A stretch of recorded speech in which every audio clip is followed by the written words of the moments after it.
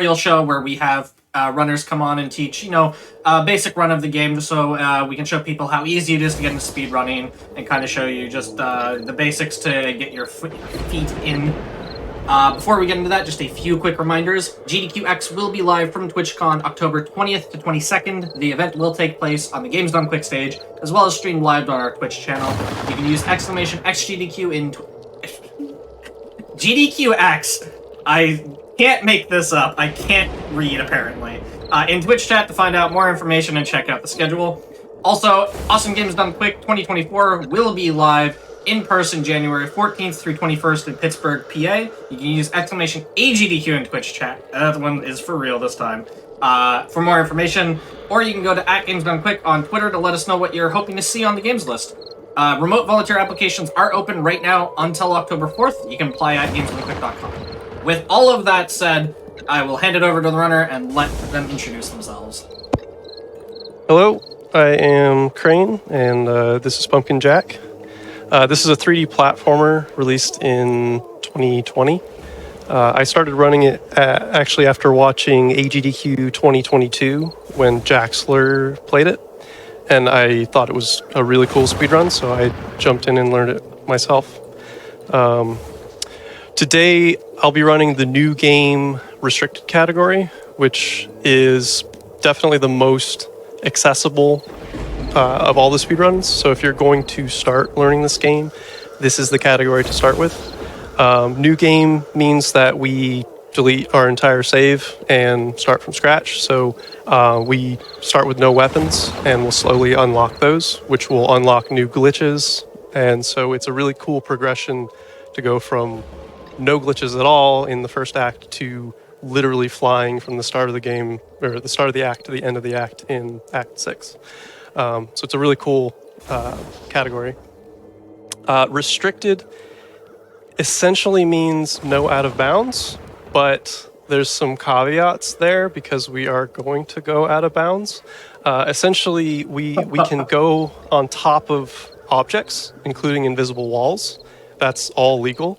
The only thing we can't do is to walk or roll while out of bounds. So if we land in an area that is like flat ground but out of bounds, we can't move. But we can trigger certain things that will move us inbound. So that'll be relevant later. But essentially it's no out of bounds asterisk is the category.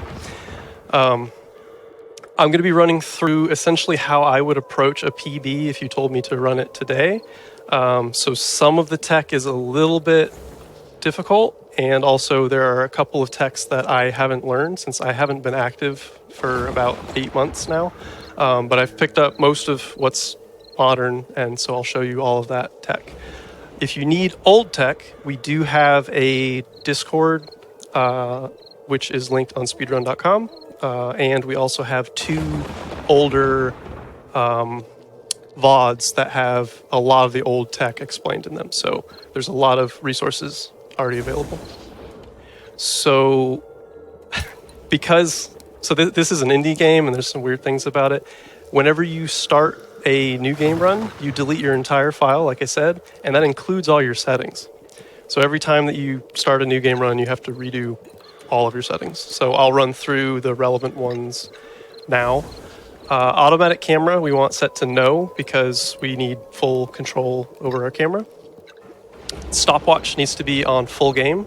That's a requirement for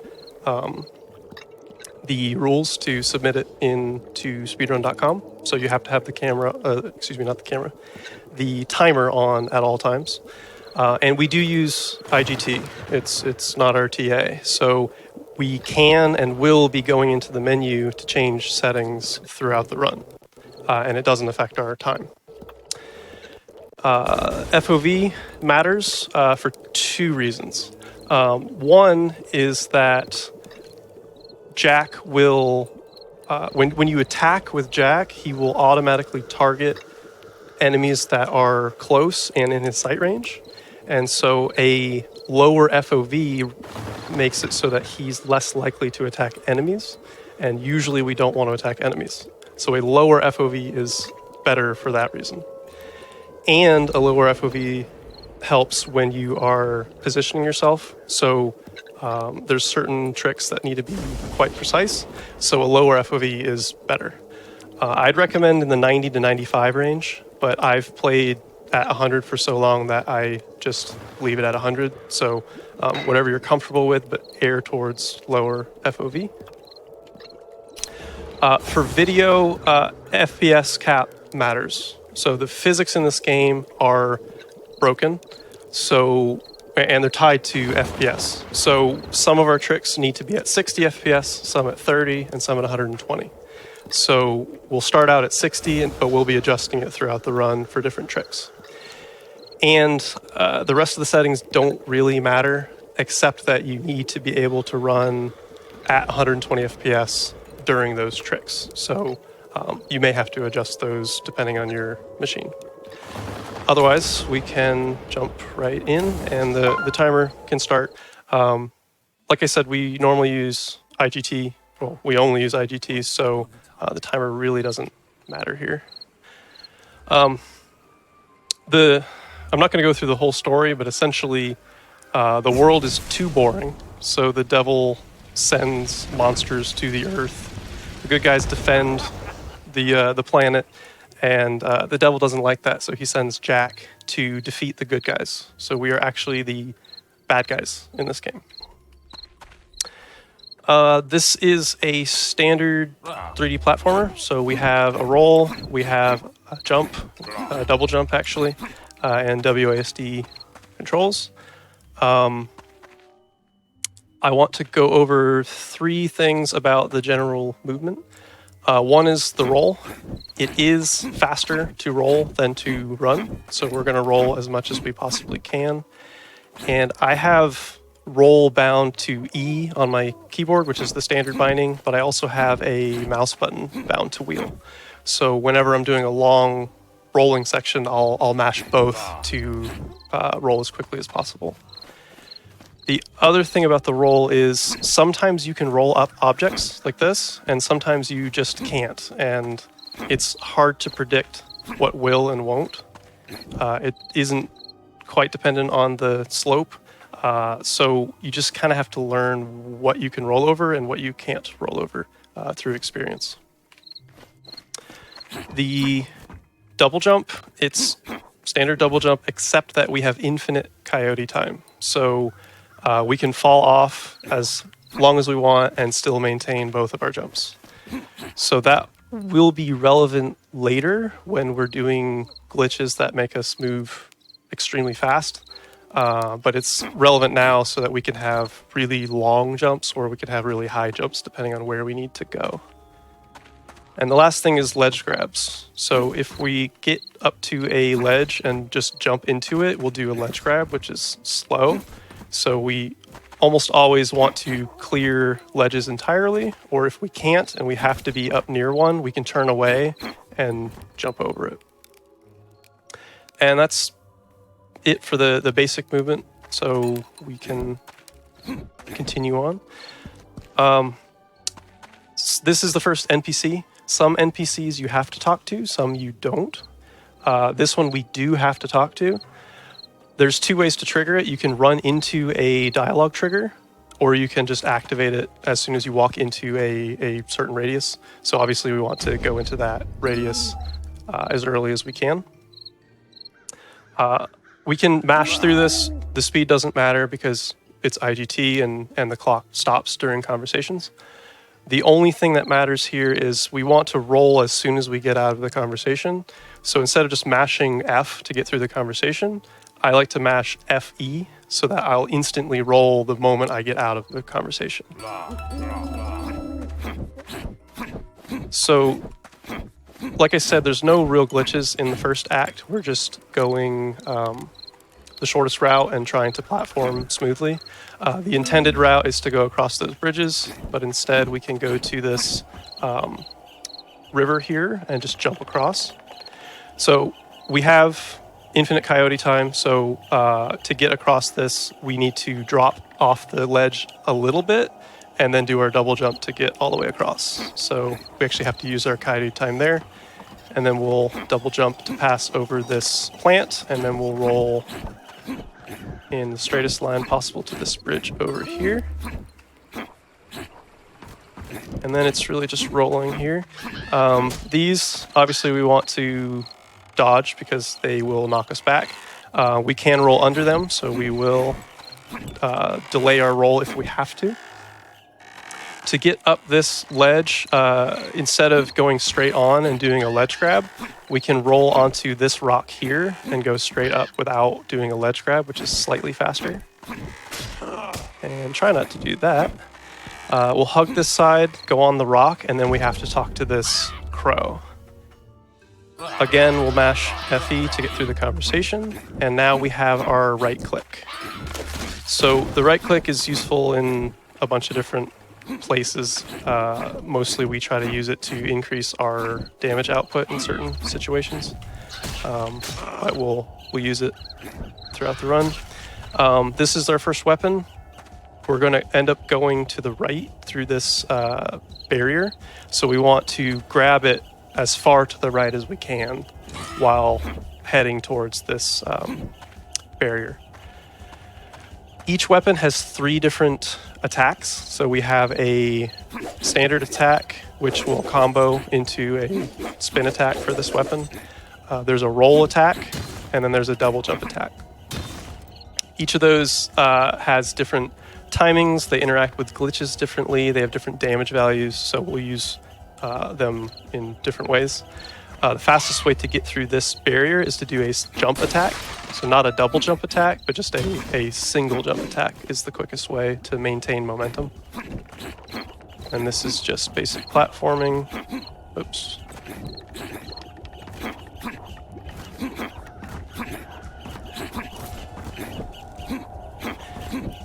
So the section that's coming up is on a timer. There are a series of spinning bridges, and if you go through this section quickly, you can get the left bridge, and if you go through it slowly, you have to take the right bridge.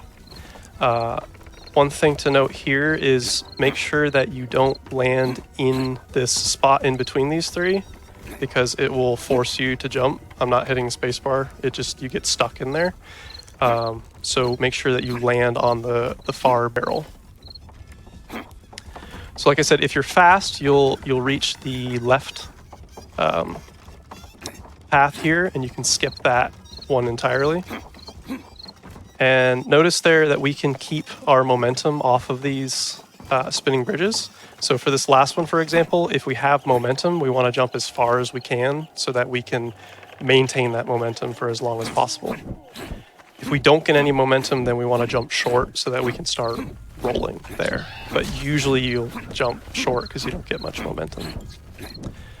So here we'll talk to the owl, and I'll show you what you don't want to do is to just mash FE because we need to interact with this.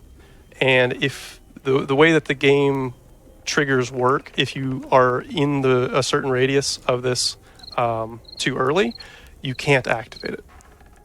So one way to avoid this is to just do a single jump and then roll into it.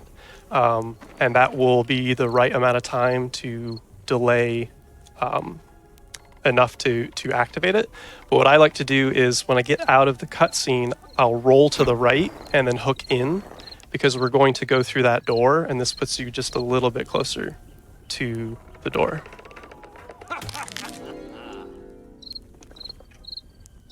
So this is the first mini jack scenario, I guess. I think there's like 8 of them in the run, but we skip all of them except for this one. So this is the only time we'll actually see Jack's head here. So we can run around like normal, we can do a double jump, we can do an attack, but the important thing is that if you do a jump, or if you do an attack while you're in the air, it will charge forward and down, which will be considerably faster than just waiting to fall. So we want to use that as much as we can. The other thing to note is when we spawn in, we're roughly in this position, and the screen we'll see the cutscene, and then the screen goes black, and you get control of Jack before the screen fades in. So we normally we'll hold W during the fade to black, and then when we get control, we have to blindly turn to the right to touch this crate. So that has to be done in the dark. Once the light comes, or once the scene fades in, rather, we can jump up here, double jump, hit the switch, double jump, and we should be in the exact right position to hit this onto the raising platform here. Double jump onto here, hit the switch. Here you can do a attack down there, but I forgot. And then we just hit the switch here. A good time going into this is about 2:03, ideally. Obviously, we're quite far behind that. So coming out of here, we can hold forward and right, and then roll into the area here. The intended route is to go around this and down the stairs, but instead we can jump onto this ladder and then jump over, which saves just a second or two. And then we'll roll around here. Here we need to drop fairly far and hook to the right so that we can land on this platform. And then we'll jump up here. And this next skip, I think I've reset here more than anywhere else in the game. Even though it's really simple, it's really early on, so I tend to reset here if I mess it up. So all we're trying to do is to get onto that platform right there. The intended route is to go through that and go all the way around and back up. But what we can do is we can just jump and just barely ledge grab up.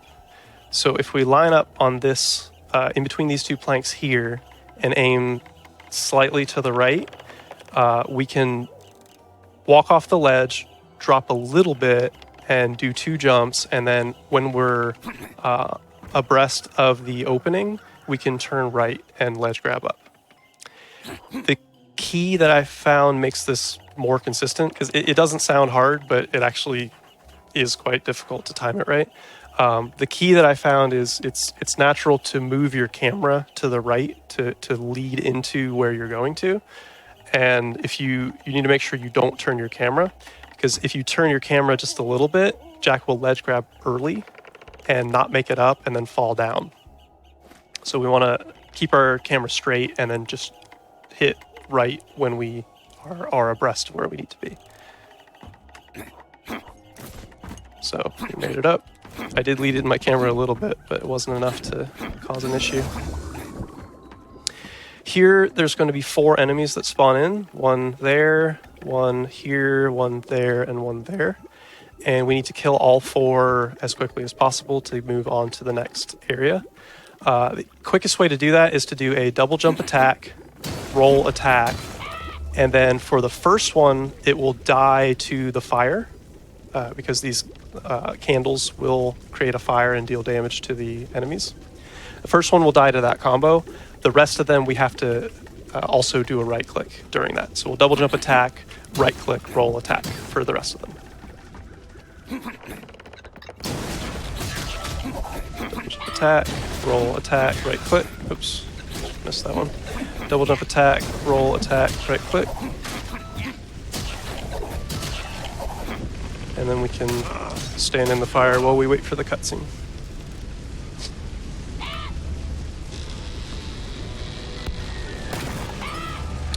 Okay, so in this section, the first thing to remember is don't instantly right-click. You need to wait for 3 or 4 rolls, because if you right-click too early to knock that bridge down, you'll soft lock. The crow will get caught behind a wall, and you have to throw yourself into the death pit. So here, I'm just trying to keep as straight a line as possible, roll as much as possible, and avoid ledge grabs. Otherwise, there's not really much to say here. Any questions so far, Church? Or am I doing a good job? You're doing a pretty good job. At least for me, like, it's always a little hard for me because, like, I am a speedrunner, so I understand a lot of these concepts, and I try to, like... Okay. like I try to think about if what you're saying is easy to understand for somebody who doesn't speedrun, and I think you're doing a pretty good job. If anybody in chat doesn't understand or has any questions, always feel free to. Cool. But I think you're doing a great job so far. Okay, good. I stopped here just because I wanted to know when you get out of that cutscene, if you hold forward and right, that'll put you in the right direction. But don't instantly roll because you'll just roll on top of this crate. So you want to hold forward and right, and then once you get onto the ground, you should do 6 rolls to make it up to here. So this is going to be the first boss arena. The first thing we're going to do is change our FOV to 85. The reason for that is twice in this fight, the boss is going to spawn 3 enemies. And when he does that, we will walk up to the boss's hitbox. We'll do a double jump attack, another double jump attack, and then a roll attack. And that should kill all 3. But if our FOV is 90 or higher, we'll target one of the enemies. Like I said before, Jack's targeting is partially based on FOV. So if we target one of the enemies, or if Jack targets one of the enemies, he'll only hit 1 or 2 of them instead of all 3 with the jump attacks. And it makes the phase a lot longer. So putting your FOV to 85 is important. So here we're just going to do the standard kill on the boss, other than we can just stand still here. The developer intent is that this wave that comes out will deal damage to us, but if you just stand still, it actually won't deal damage to you. So the white circle will deal damage to you no matter what, but the expanding yellow one, if you just stand still, it won't hit you at all. So we're going to wait for 5 ground pounds, and then we'll touch the hitbox, double jump attack, roll attack, and that should kill all 3. And then we just rinse and repeat. So you just want to position yourself so that you're outside of the white area, but you're close enough that you can quickly get in contact with the hitbox. And if you miss on the roll attack, sometimes you won't hit all 3. You can just do a right click and kill the last one. And then we get the spear, and that is Act 1.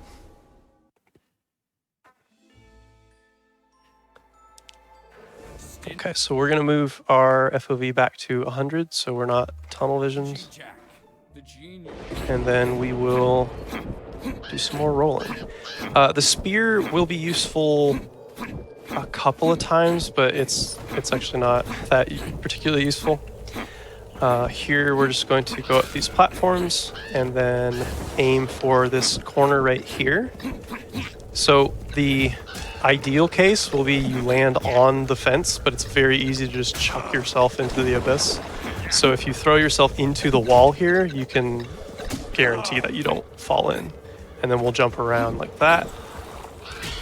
I'm going to kill this enemy just so I can explain the next trick. You don't normally kill that, just FYI. So here, the intended route is to go along these tracks and then go around there to the next section. But we can actually make it across this chasm and ledge grab onto that ledge there. The key is we will walk off the ledge, fall just a little bit, do our first jump, and then we'll turn 30 to 45 degrees so that we're aiming towards the corner that's jutting out, and then do a second jump after we turn. So there's 2 distinct jumps. And then we'll grab the ledge there.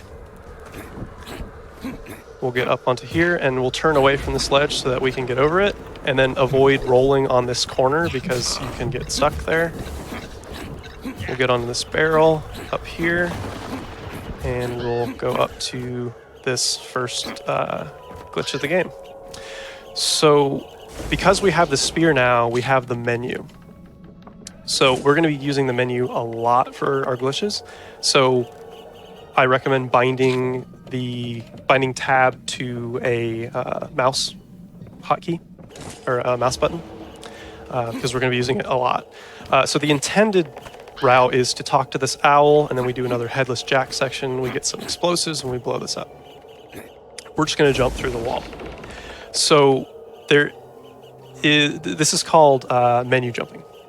So if you have a scene between two objects with collision, so on the left here there's a wall with collision, and then there's a second wall with its own collision next to it. There's a seam in between them. And if we hold W and then jump into it and open the menu, the game thinks that as Jack is falling, it thinks that Jack has hit the ground, basically, and it will reset Jack's jumps. So we'll get a third and a fourth jump instead of just the normal double jump. So we want to jam ourselves into the scene, hold W, do our first jump as high as we can, do our second jump as high as we can, and then right before the apex of the second jump, we'll open the menu, and then we'll slowly tap jump. And Jack, as he starts to fall after the second jump, he should reset his jumps, and we'll get a third and a fourth jump, and it should go right through the top of the scene where there's no collision. So we'll do that. And we go right over. So you saw that I jump, and then right at the apex, I opened the menu, and then I got a third and a fourth jump to get through. So that saves a ton of time. And we'll be doing that a lot throughout the run. Okay, so here we're going to get on our first minecart. So there are a number of auto-scrollers in this game, unfortunately. Some of them we can skip, some of them we can't, and this is one that we can't. In the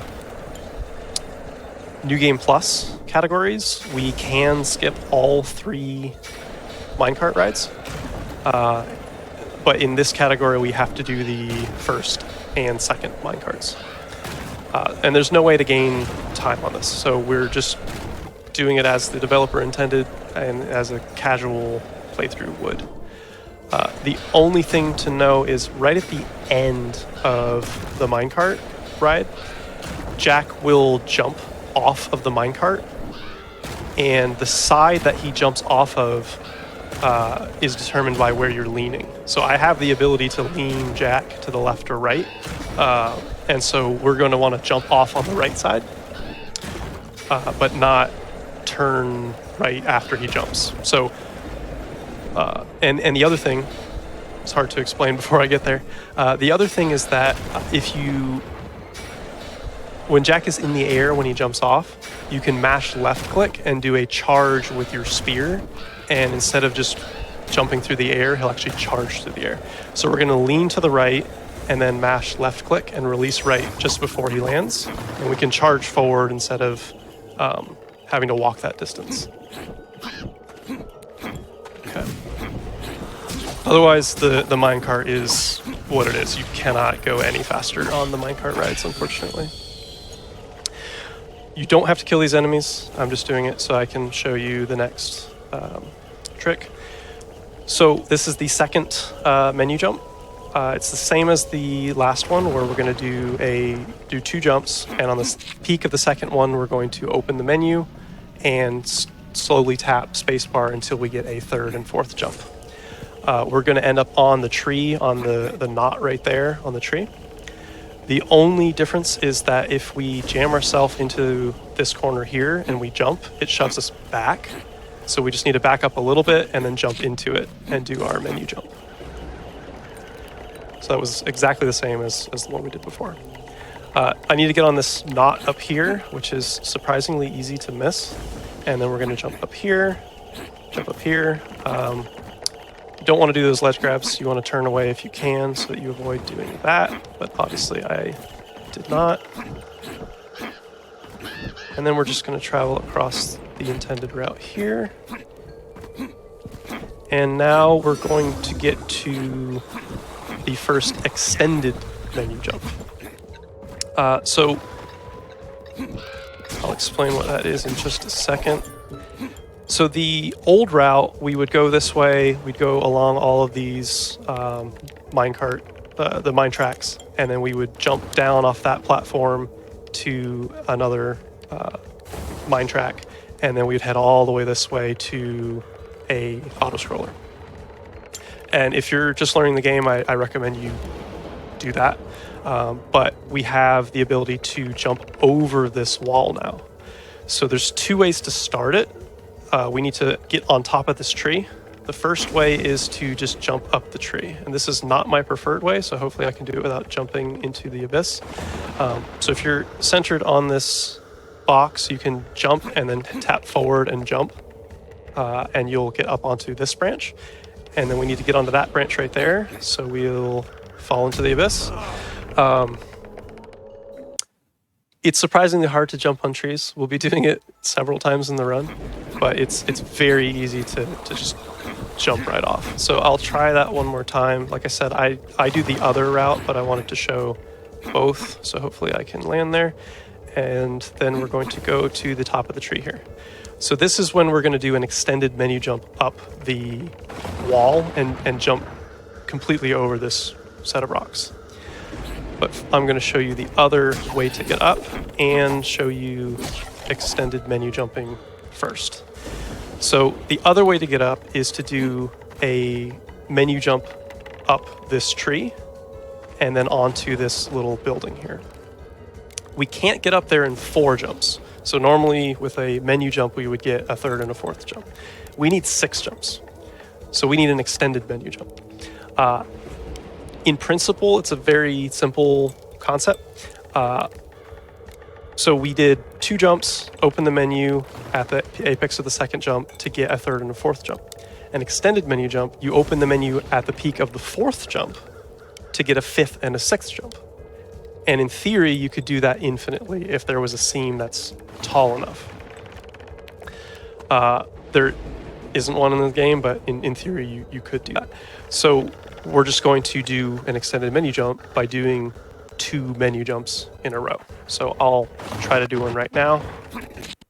So I'm just at the apex of the 2nd jump, I open the menu, and then at the apex of the 4th jump, I open the menu again to get a 5th and 6th jump.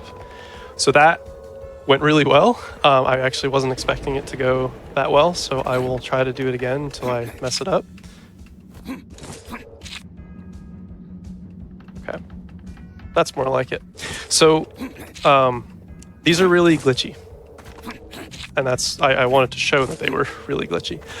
So there are a lot of things that can go wrong. So like that first attempt there, I didn't get a reset. It just didn't give me my 5th and 6th jump. Sometimes that happens. Sometimes Jack will get stuck. Sometimes he will randomly jump even though you didn't hit spacebar. There's a lot of things that can go wrong. So there's 2 things that are important to avoid those issues. The first thing is you want to make sure that your first jump is as high as possible without falling down. For some reason, if you fall down on the first jump, it can cause some issues with how the menu jump works. So try to do your 2nd jump input as close to the apex as possible. The second thing is we want to open the menu as little as possible. So ideally, we will open the menu just before the apex and then release it just after we get our 3rd or 5th jump. When the menu's open, it tends to have Jack get stuck and other issues. So just focus on having the highest first jump and then opening the menu for as little as possible on the 2nd jump. And then you'll have more success. So I'll try to... See, I got an extra jump there without hitting spacebar. Okay, we got up. So that's my preferred route. You can just jump up the tree if you prefer the platforming.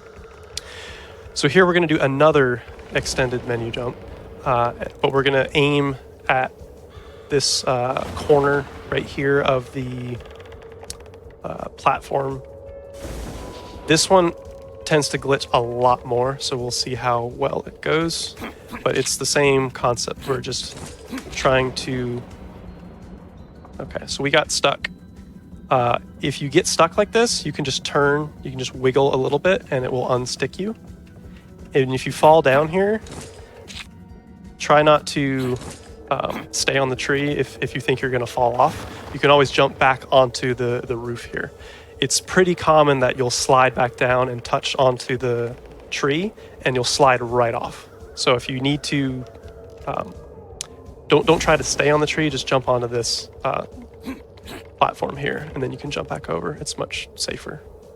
So we'll try that again. And I'm just going to be quiet so I can focus on doing this. Never mind, I'm just going to fall right down. Okay.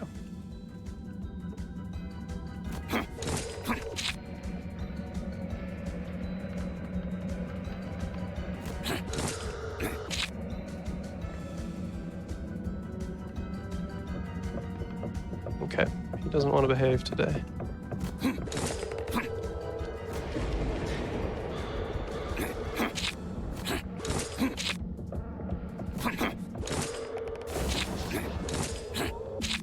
Sorry, everybody. It's not a good day for that jump. This happens every time, where it's like, you do like really well at all of the explaining up to a point, and you're like, all right, let me just do it real quick so we can keep going, and then people just like miss it for a minute or two. It's completely, it's like this show is cursed for that or something, so it's all good. Okay. And of course, I missed that one as well. If you're well practiced with it, it's still has issues, but it's not that unreliable. It's not this unreliable. Okay. I mean, it definitely looks like something that takes a little bit of getting used to. Yeah, I actually forgot to mention the. I mean, me talking is definitely not helping. Yeah. Let me be quiet for a second.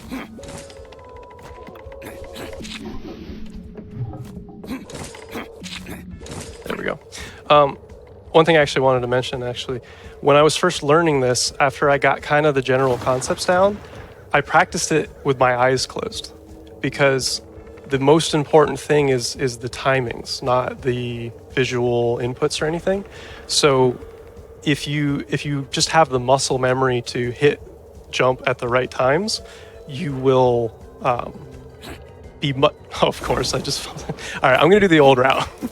I'm just going to show you the old route. So there's a cutscene trigger here that you would normally hit, but we can just jump around it by going on these boxes here and avoid that cutscene trigger. And then we'll roll up here. We can get onto this box and then onto the top of this to jump up here, which skips us going around quite a big section there. We'll get on these boxes, and then we don't have to kill this guy, but I will so I don't die explaining to you. So we're going to aim for that platform right there, and then specifically the left corner. So if we want to fall a considerable distance and then jump as far as we can, and we should get a ledge grab up that. And that skips that whole section there. And we'll just jump up here, get on top of the buildings, and head over here. So if we did the extended mini jump correctly, we would have gotten over this wall here and landed right here. It saves like 15 to 20 seconds. So it's, even if you mess it up a few times, it's still worth it. But if you messed it up as many times as I did, it obviously isn't worth it. So I wanted, at this point, like I said, this is another minecart run, so there is no time save here. But I wanted to touch on the restricted category a little bit, because like I said at the beginning, this is technically no out of bounds, and we were gonna just jump over that wall entirely. But like I said, you can stand on invisible walls in this category. You just can't go on the ground out of bounds. So going over that wall, we would have walked on top of an invisible wall and then rolled to get to the other playable area. But that's perfectly fine for this category. It's a little odd, but it's one of our one of our rules that we decided on. Because we had pretty bad rules, honestly, for this category for a long time, and we redefined them somewhat recently to keep the spirit of the run while also making it so that it's pretty clear what is and isn't legal, which I think is a much better set of rules. So here we're going to lean left and then mash left click to charge off of there. We'll jump up these, making sure to turn away so that we don't ledge grab. And then we'll get up here. So right here, there is a cutscene trigger right there. And cutscenes don't cost us time, but if we hit the trigger, it would push us back, so we would lose like a second. So instead of hitting the cutscene trigger, we can jump on that ladder. So if you jump when you hit this seam right here between the two directions of planks, you can jump right on top of this and then do a single jump over here. And then the crow says, so I guess you got to kill that guy, right? And that's referring to the second boss, and we're never going to see the second boss. So here we just jump over around like that and then get to this area. And I'm going to reset because I have no health and those little ghosts could have killed me there. So this is a sneak section right here. So if you walk on these sections, you walk really slowly and you only have a single jump. So it's really slow. There are 3 ways to approach this. The first way is to just chuck yourself over the ledge like that and then walk the rest of the way. The second way is to jump on the fence here, jump on the top here, and then double jump to get a little bit further. Those are roughly the same time, so either one is perfectly fine. But we have this trick. So this ladder here, we've known about this glitch for a long time, but we didn't realize that it's much more reliable at 120 FPS until like a week ago. So I wasn't planning to include this until we figured that out. So like I said, the physics in this game is broken. So if we destroy objects, they often will give us velocity. A lot of velocity for apparently no reason if we're standing on them. So if we position ourselves so that we're in the corner that's furthest to the right and furthest forward on this without falling, we can adjust our FPS to 120. And then we're going to do a double jump attack that will destroy the ladder. And that's going to launch us, if we're in the right position, it'll launch us over the sneak section, and then we'll be able to jump twice and land on that platform over there and skip the sneak section entirely. So we're just going to double jump attack, hit W, and then jump after the sneak section if we get the right velocity. And there it is. So, yeah, we'll be doing a lot of stuff like that. That's the only ladder we'll be using, but yeah. So I'll change back to 60 FPS. One more thing to note about that is, for some reason, when you're at 120 FPS, Jack is slippery. Like, he doesn't want to stay in the same spot. So positioning yourself on that is difficult at 120. So we normally position ourselves at 60 FPS, crank it up to 120, do the trick, and then pull it back down to 60 so that Jack controls properly. So this is another section where we would get mini Jack and get some explosives, but we can just do a menu jump over this. We'd like to go into this seam here and just do an extended menu jump up it, but for some reason this is finicky, so either you'll ledge grab there or you just won't get a reset. So we will get onto this rock, back up just a little bit, and then we're going to jump, hold left, jump, hold forward. And that'll land on this rock here. So that was jump, hold left, jump, hold forward, or tap forward. Once you're on this rock, we can jump away in this direction and then jump into that seam and do a regular menu jump. And that should get us up onto that plank there. So we'll jump out, jump in, do a regular menu jump, and get onto this plank here. And then we'll jump into this pocket. And in the top right, you saw saving, or you probably missed it. It was only up for half a second.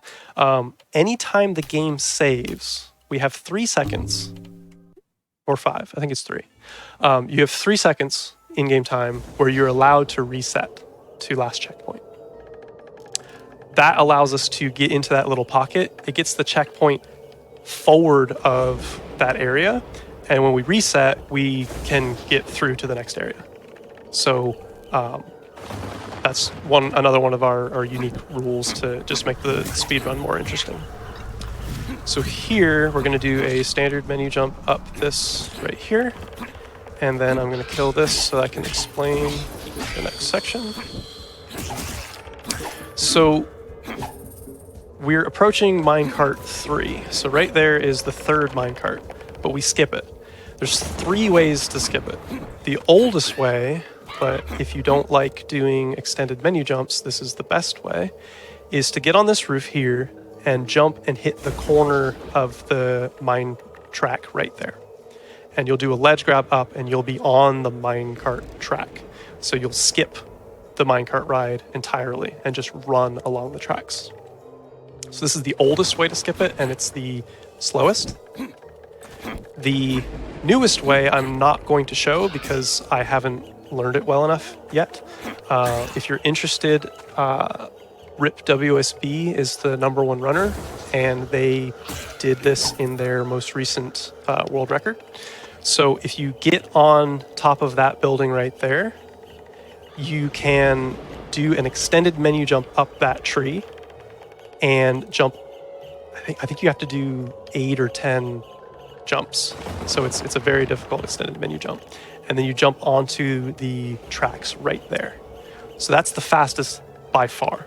There's a variant that VT uses in his IL run, individual level run, where he goes on this side and does the same trick. So there's 2 ways to do that. Both are extremely difficult. The way that I'm going to show you is the kind of in between. This is almost as fast as that, but it's easier. It's just an extended menu jump up this tree. So like the 2 extended menu jumps I did before, one successfully and one not successfully, we're doing the same thing. So we're doing a full jump, second jump, open the menu at the peak of the second jump, reset for the third and fourth jump, open the menu at the peak of the fourth jump, and reset for a fifth and sixth.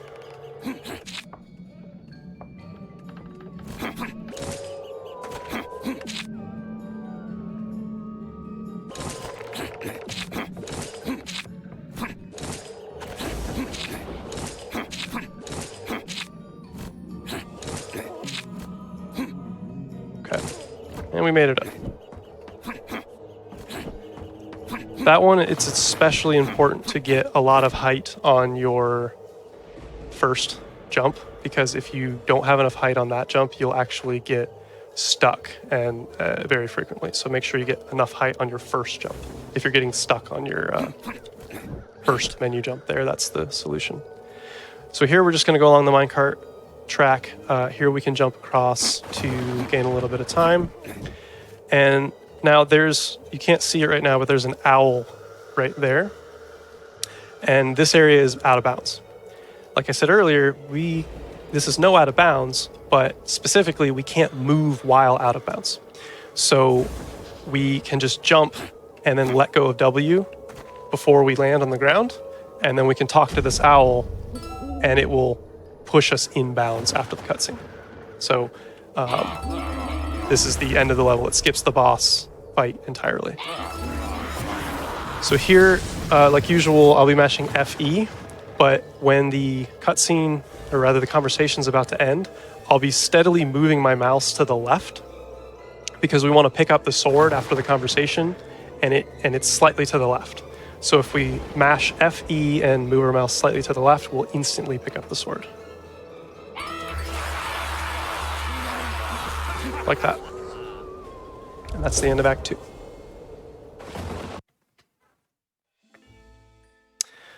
Okay, so we're going to immediately change our FPS to 30. And that is for the most iconic glitch in Pumpkin Jack. It's the lamp boost. So we'll be doing this for the remainder of the run. Lamp boosts, I'll just do one to show you. They launch you at high velocity, just like we did with the ladder. We can do the same thing with lamps, and they're much more reliable and faster to do. So at 30 FPS, they are extremely reliable. So when you're on a lamp and you're referring to it, forward is the direction that I'm pointing my camera right now. That's considered forward because lamps will generally shoot you this way. So at 30 FPS, as long as you're on the forward half and towards the tip, it will launch you, and it will launch you the same speed every time. Some runners run at 60 FPS. Jaxler runs at 60 and VT runs at 60 for these. If you run at 60, you need to be more precise with your positioning. So you have to be in the exact right spot to get a fast launch. And a fast 60 FPS launch is slightly faster than a 30 FPS launch. So it's slightly better to do this at 60 FPS. It's just less reliable.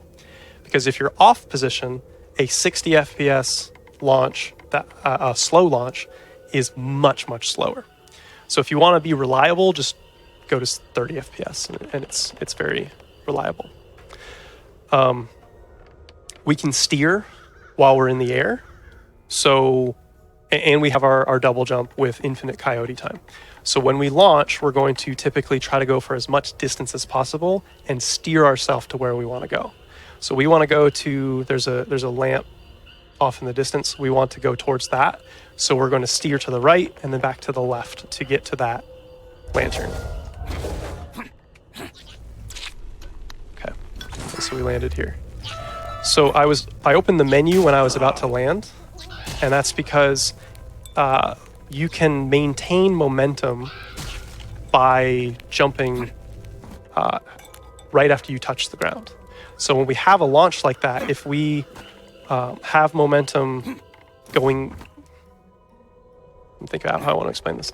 So if we have high momentum and we're about to touch the ground, if we jump as soon as we touch the ground, we will have very little friction. So we'll slow down only a little bit, and then we can do a second jump or a second set of jumps to maintain our momentum, essentially. So we want to do that, and we want to open the menu right before we touch the ground so that as we touch the ground, we can jump and maintain the most momentum possible, because the menu slows down time. It makes it easier to do that. So let me actually try to do that on the first one to show you the bounce, I call it. Usually with this one, I'll land on a ledge grab, so I won't actually be able to do it, but I will try. Yeah, so this is going to do a ledge grab. So if it didn't ledge grab, if I landed here, I could bounce off of that and then fly all the way to that hollow right there.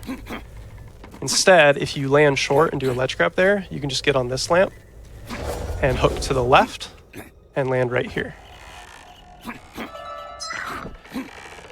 If the bounce didn't make sense, we will be going over it again in Act 4. It's going to be very relevant. But essentially, any time that we're doing a lamp boost, we're going to want to do that. So here we can just run through this, but it's more fun to roll up onto this rock, and then you can jump up on top of it and reset your jump by just tapping the corner there and go a little bit straighter line. And then here we're just doing some platforming, jumping onto this barrel. Don't roll in this section because you will get stuck. So you want to just jump over this, get onto here, and then we'll get onto this fence. So here the intended route, and some players use this route, is to just go up to the right here. But if you jump really high, you can actually do a ledge grab here and hook to the left. It's very, very slightly faster. And then you can come up here. Intended route is to go to the right, but instead we go to the left.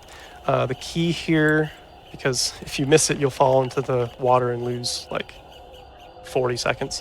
The key here is to fall a little bit, do a single jump, and then turn to the right and do a jump up. And then you can land right on top with no ledge grab. These spinning bridges, ideally you'll get a lot of momentum off of this one so that you can fly further. And then here, I'm going to do a reset. So I got a checkpoint here, it said saving, and now I can reload to last checkpoint. You don't have to reset here, but if you're at low life, you definitely should. And I'll explain why in a second. So the first thing is this totem that's shooting fireballs at us. If we look slightly to the right, we can guarantee target that and kill it. And that's relevant because we're going to be doing a launch off of that lamp right there.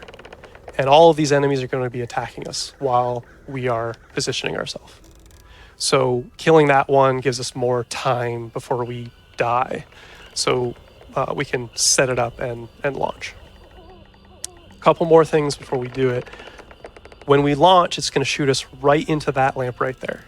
So right after we launch, we have to jump immediately to avoid hitting that lamp. And we're going to hook to the left. And we'll land skipping basically this whole section here.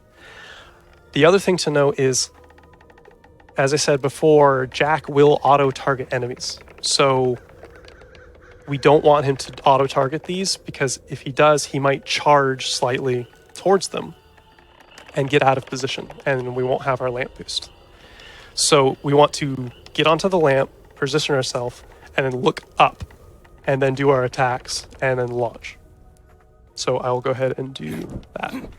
So we get on these boxes, get on top, position ourselves, look up, attack, jump, hook left, and then we can bounce.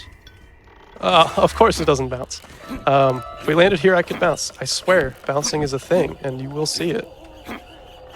But anyway, we'll hook around this way, get onto these boxes, jump up here, making sure to turn away so that we don't ledge grab, and then we'll get up here.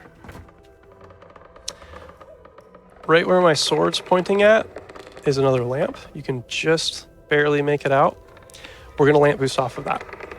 So just like the last one, we have these enemies swarming around, and they will, we're not concerned about dying to them, but they will get in the way for targeting. So we need to be fairly quick on getting on top of this lamp. So we're going to platform to the lamp. When we're on the furthest platform, we'll fall slightly off of it towards the lamp, do a single jump, and then when we're over the lamp, we'll tap backwards, and that should land us exactly on top of the lamp. We'll look down so that these enemies aren't targeted. The last time we looked up because the enemies were below us. Now the enemies are above us, so we're going to look down, and then we're going to lamp boost and hook right.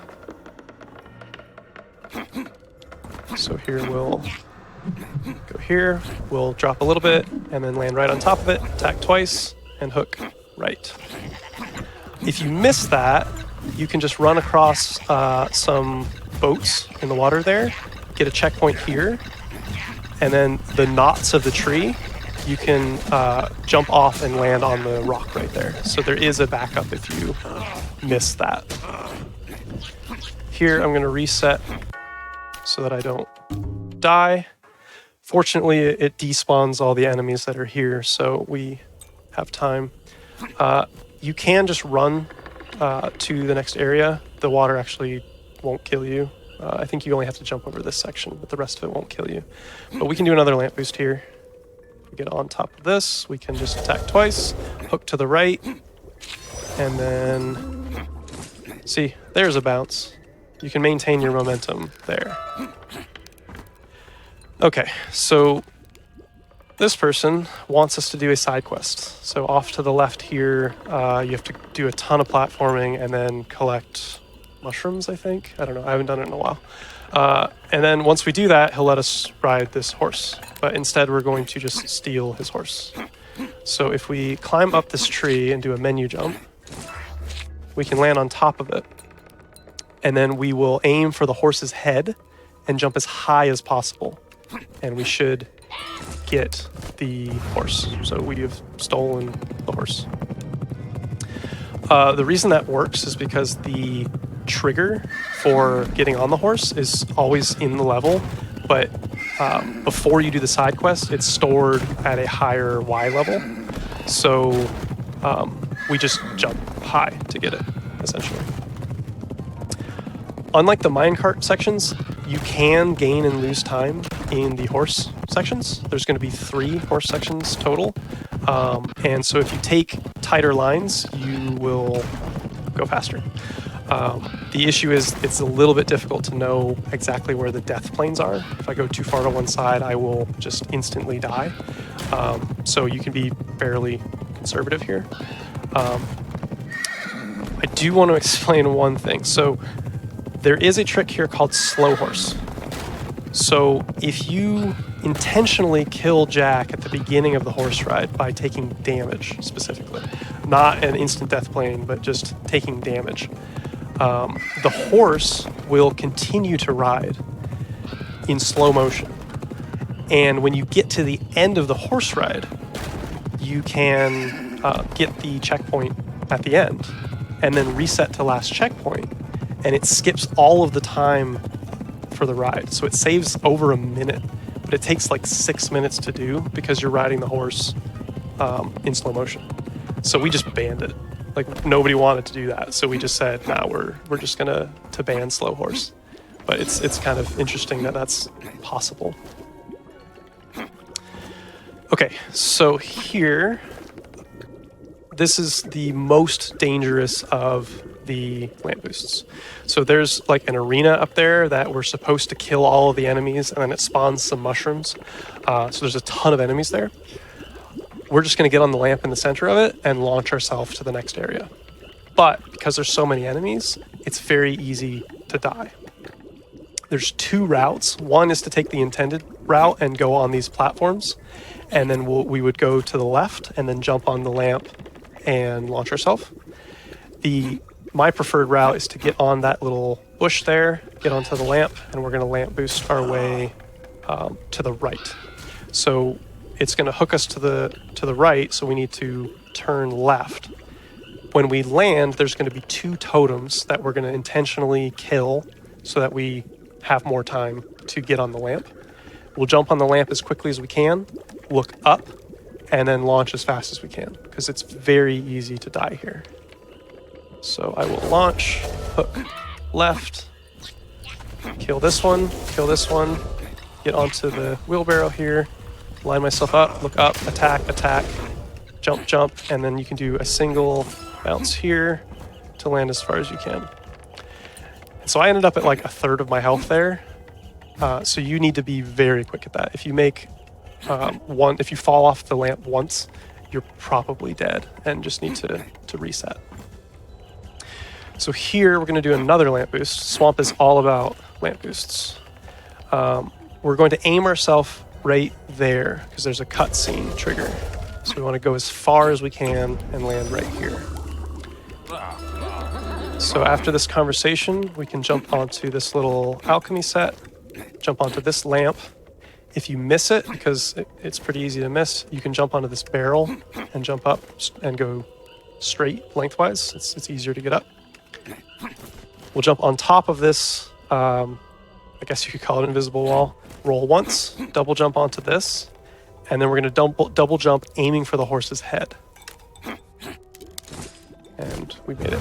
That one can be quite difficult to hit, actually. That one's fairly easy to miss. So again, you can game time in these horse sections. One thing I didn't mention on the last one is that you can intentionally cut these corners much more than I'm doing. RIP WSB is very, very good at it. You intentionally take damage, and you have to jump at specific spots to not hit, to not take damage or hit death triggers. So it's high risk if you aren't practiced at it, and I haven't learned it yet since, again, I haven't been super active in Pumpkin Jack for like 8 months now. So I'm not showing you the ideal path here. You can save like I think 4 seconds doing doing some shortcuts. So if you want to learn those, Rip WSB's runs, he does the optimal tech for that.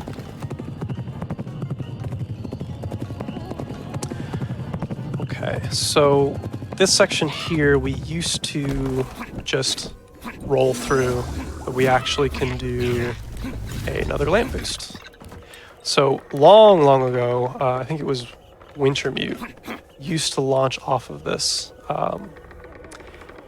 This tree here is in the way. So if we launched off of our normal position, we would just hit right into this tree.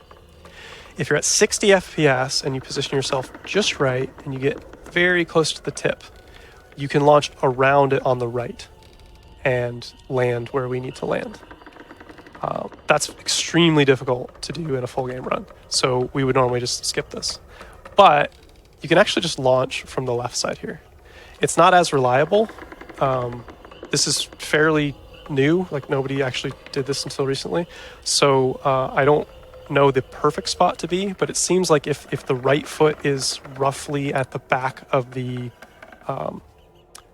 lamp, it seems to be reliable. So we'll just launch off of this. There we go. Do our double jump, and then we're going to bounce, hook to the right. If you hooked far enough to the right, you could continue bouncing, but this is still much faster than just doing the normal route. Here we can get into this corner, hold W and jump once, and we'll land on top. And then we can fall down a little bit and land on this rock. Get onto this boat, jump up onto this boat, and then we will get onto the actual boat. So we'll activate the boat ride.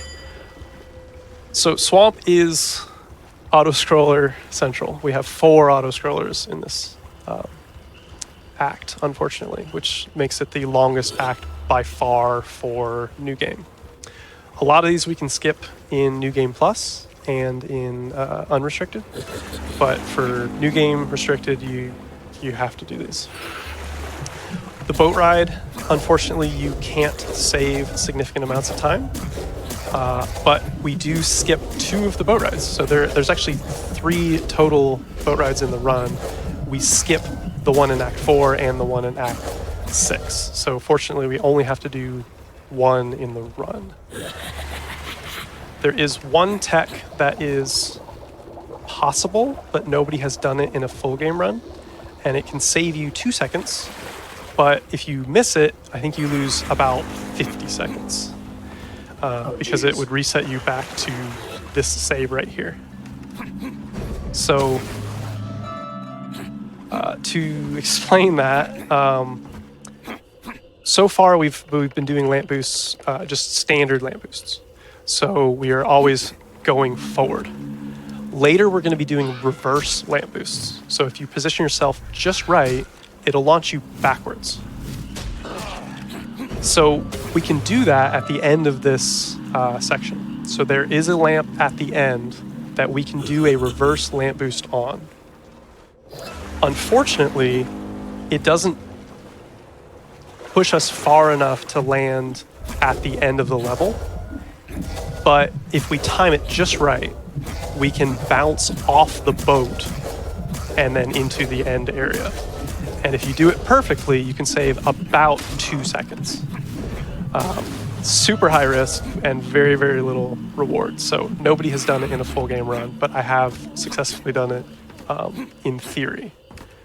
So we'll get up to it here. I'm not going to do it, but I'll show it. So it's this lamp right here. If you're crazy, you can set up. I like to get the shovel out, and then you can line up on this edge. We'll explain this later in Act 5, but you can do, if I killed this right now, it would launch me this way, which is the reverse direction. So there's a song that plays on the third, I'm not musical, the third note in my mind, in my non-musical mind, that's when you launch, and then you can bounce off of this boat and land over here. But instead, we just get on the tip and jump onto here. So this section has a bunch of invisible death planes, where if we went off course, we would instantly die. And so we have to be careful to cut corners as much as possible without hitting those death planes. And so it takes a bit of memorization to know exactly where you can cut corners. But it's somewhat forgiving, fortunately. There's something I was going to say. The casual route, the secret is if you see crows with glowing eyes, that's the wrong direction. So we're essentially doing that, but we've just memorized the path.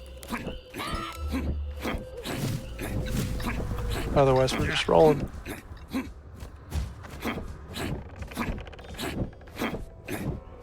We'll jump on here, and we are approaching the last horse ride in the run. So we stole a horse twice, and so now they are stealing our head in revenge, and they're going to cook it in their stew. So we've been gathering ingredients for the stew, and now they're going to put our head in said stew. So the crow takes over as Jack and chases after them. So this section, again, there's not much that we can do other than just go in as straight a lines as possible. There is no special out of bounds, or not out of bounds, damage boosting that we can do here, unlike the first two horse rides. So it's really just about avoiding getting hit too much, because I have died to the explosive wand in a world record pace. So don't do that. But if you jump over them, you will avoid taking damage. The other nice thing here is you don't have to right-click to destroy all of the destructible barriers that were in the last two. So you can actually do this entirely one-handed and give your right hand a rest for the remainder of the run, or of the section at least. So we're almost done with the horse ride, and we will be approaching the Act 3 boss. The Act 3 boss is technical, and it's also heavy RNG. So it's a very interesting fight, actually. So I'll need to explain a couple concepts here. So the mechanic is that they are throwing these potions down, and we need to destroy all 6 eyeballs on each level. So there's 6 eyeballs on each level. When we destroy one level, it'll spawn the next phase. The green ones we can hit and hit them into the eyeballs to destroy the eyeballs. The red ones, if we attack them, they will just damage us. So obviously we want to hit the green ones. A couple of thoughts. Number one, I like to stand really far back because they always spawn in this ring here. And so if you're far back, you're already in position to launch the potion. The second thing is, and it took me ages to figure this out, just look up. So like right now it's mostly green because it's phase 1, but in Act 2 and Act 3 there's more and more reds. So if you just look up, you can see is it a green or a red and exactly where they're throwing it, so we can pre-position ourselves in the right spot. So we just want to destroy that eyeball, and then when we're going to the next set of eyeballs, we want to change our angle as quickly as possible because they throw the potions based on our angle. So we want to roll in so that we're centered on the next set of eyeballs, and then roll out so that we're in position. Also note that these two and the first two were aligned so that we can kill 2 with 1 hit. The third set, you can't, so you need to use 2 potions for this one. So at minimum, you need 4 hits to do each level. This section I'm pausing just to explain real quick. There's going to be, I think, 6 tentacles that spawn, and each one requires 2 hits to kill. The 2 things to remember are you want to right click as much as possible because that counts as a hit. So we want to be using our crow as much as we can. The second thing is the sword has a lot more range than you think. And if you're in the sweet spot, Jack will actually charge forward. and gain some ground. So those are the two things to try to optimize here. So you can see I'm attacking it from way further than you would think that it reaches. And then once those are dead, we just have the same as before, except now we have to worry about being attacked in 2 different ways, and I am missing all of these shots.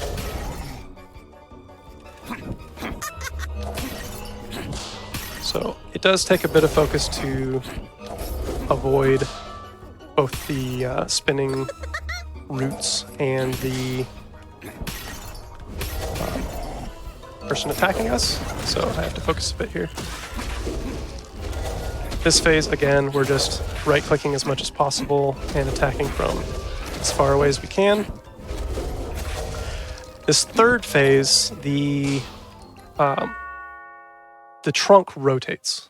So it'll actually move the eyes towards us and we don't have to rotate around it. The key is to rotate with the eyes as needed. So we'll shoot one to kill hopefully 2 of the eyeballs. And then the next one, we don't want it to pass us. If we're getting a lot of greens, we can aggressively move towards the right so that we can kill eyeballs as quickly as possible.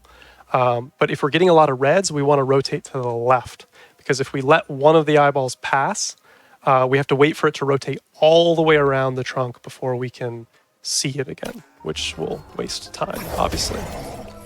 So this is pretty good luck. So we actually want to rotate to the right. Oh, let's not die. There's one more eyeball. I'm about to kill it. When this one dies, the trunk is going to fall down and the 2 bosses are going to be attackable. If you are too slow, they will split apart and they'll each need 5 attacks. So when you're killing the last eyeball, you want to immediately roll forward so that you can attack them both at the same time, since the sword will hit both simultaneously. And so you'll need 5 attacks instead of 10. So we should be able to kill them in 5 attacks there. So just like the Act 1 statue, where if we got too close too quickly, we wouldn't be able to grab this, or we wouldn't be able to activate the statue. The same is true here. If we roll in too quickly, we can't grab this. So you want to stand like on this edge right here, wait for the music to stop, and then you can roll in and grab the pumpkin, or Jack's head rather, and then somewhere the gun is going to spawn. It's random where it actually ends up. So you just have to quickly find it and grab it. And that's Act 3. What a misstep. Act 4, we're going to roll once and then jump twice to get over that first barrier, and then have a conversation, and then go to a cutscene. So we are going to have a lamp boost immediately in this level. It is a little bit time sensitive. So I always call them meteors. They're right there. They're supposed to be like a catapult shooting fiery debris. I just call them meteors. So if we got on that lamp right now and then we got targeted, the meteor would destroy the lamp. So once we get to the lamp, we have to be quick on how we line up and execute the lamp boost. So I'll explain it first. So we want to get onto that battlement right there. To do that, we're going to launch off of this lamp. We have to go under the tree, because we're going to launch straight towards that tree. And then we're either going to land on, or preferably bounce off of that building right there. And if we bounce off, we should land on some boxes right on top of that battlement. So we're going to get on the lamp. We have to go as far to the right as possible because this tree is in our way. And then when we launch, we need to hook to the right and delay our jump a little bit so that we can go under that branch. Then we need to hook left to align ourselves with this building. And then either we'll ledge grab onto the building, which is perfectly fine, or we can bounce off of it. So we'll hook to the right at the very last moment and then bounce off of it and get on the battlements.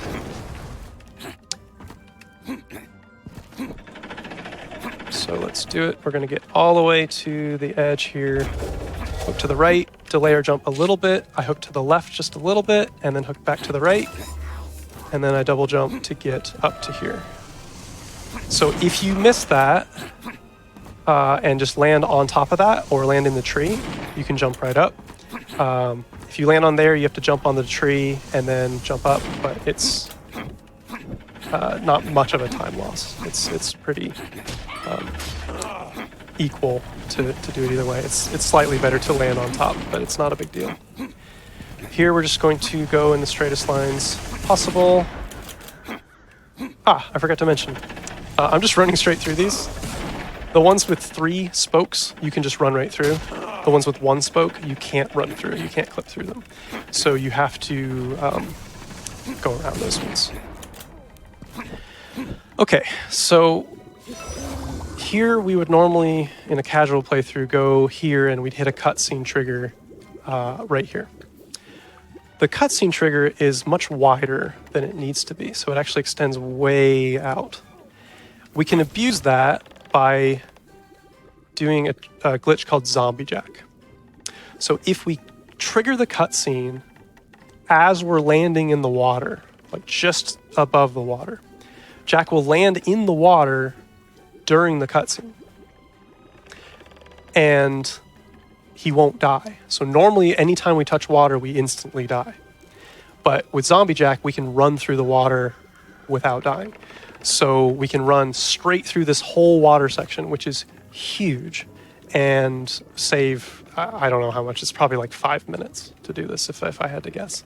So to set it up, what I like to do is I just run straight towards the left side of this spiked barrier here, and then jump just as you get abreast of it, and then steer yourself into the reeds down there. And if you do it just right, you're doing a single jump, not a double jump. If you do it just right, we should trigger the cutscene before Jack dies.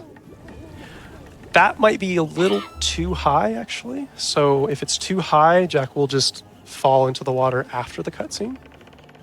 Okay, he touched the ground, so we are now invulnerable to water. We can go into it as much as we want and never die. So we're going to use this opportunity to go onto this lamp here and launch ourselves. And this is the most important part to bounce, because this section is a lot of rolling if you don't bounce. So we want to try to maintain our momentum as long as possible. I'm doing a really poor job. Well, there's a tree here that has collision, but the rock does not. So we can roll right through it, but we have to avoid that tree. And now we're just gonna roll. So if you did a good job at launching and bouncing, you should end up right around here before you have to start rolling. That would be an ideal case, but it's not typical. So here we're gonna roll towards these trees, which will clip right through. And then when we get to the water, we can use the spear and we can do a charge. So if we roll twice and then attack, we can do a charge, which is slightly faster. We're only pausing for certain areas that the charge doesn't work. So like right here, charging just doesn't work. So we have to roll through that area. Otherwise, we can just do 2 rolls and then attack to get slightly faster movement.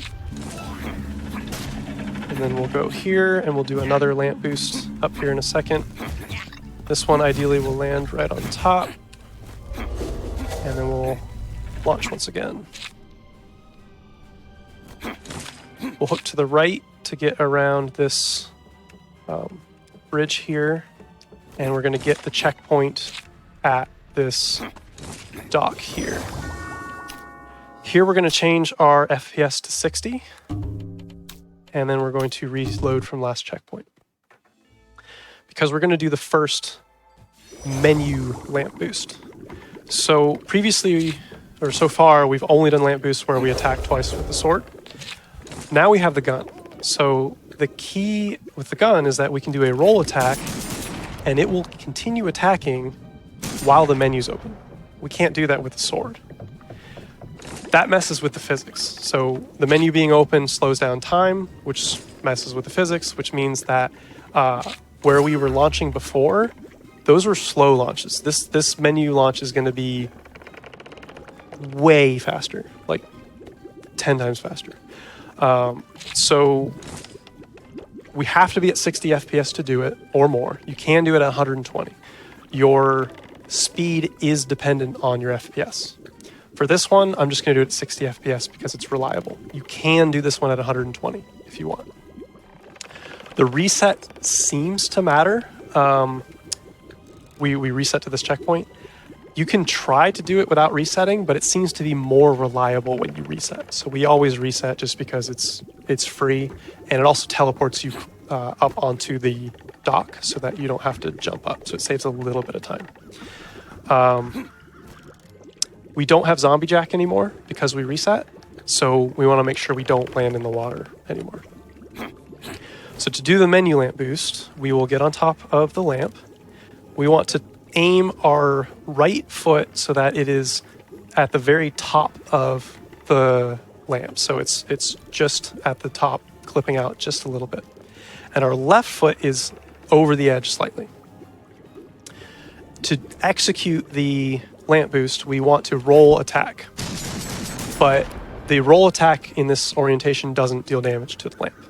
So we need to tap right in order to have the gun actually hit the lamp.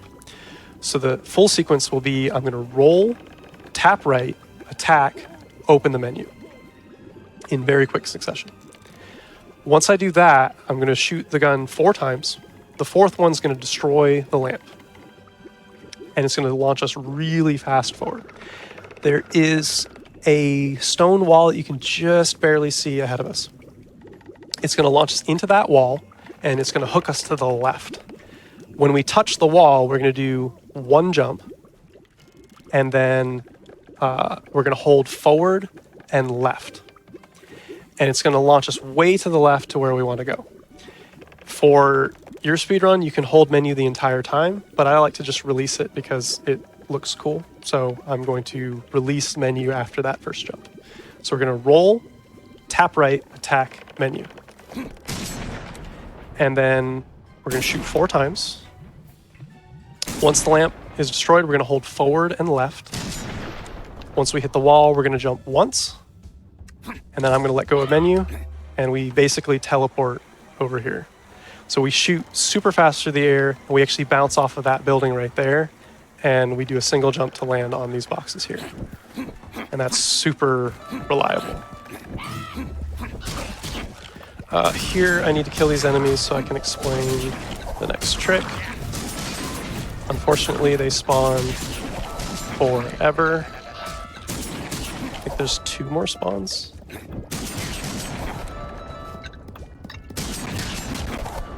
Okay. So the intended route is to push this cart of explosives into these boxes of explosives, and they blow up and destroy the wall. What we can do is we can do a menu jump here to get into this little gap. And this is going to force us to jump. I'm not hitting spacebar, it's just making me jump here. And we can use this jump. We want to jump up and then turn back, do a second jump, and then we can jump onto the branch just to the left. Like that. So I have muscle memory for that, so I don't use the menu, but if you struggle with this, you can actually open the menu during the jump and steer Jack onto this to make it easier if it's difficult. And then we just jump over. So again, we didn't have to kill all those enemies. We normally would just get into that menu jump and jump right over. So here we're just going to jump over here. I'm going to kill this gunner just because I can explain the next glitch. You can kill that gunner in your run, especially if you are just learning, because this is an extended menu jump, and we can easily die if the gunner is shooting us the whole time. So just like before, it's an extended menu jump. We need 5 jumps to get over this one. We're going to jump, do a second jump. At the apex of the second jump, open the menu, get our 3rd and 4th jump. At the apex of the 4th jump, we'll open the menu again and get our 5th jump. The only thing that's different here is that for some reason Jack falls more here before he gets the reset than most other menu jumps. I don't know why, he just does. So we're just going to do our menu jump here. It's very, oh, I actually got it in 2. That's very unusual. Normally you have to do a full extended menu jump there. But, so we'll talk to these soldiers, and then I'm going to change my controls, actually. So I'm going to change jump to left mouse button, which is weird, but I had a reason for it.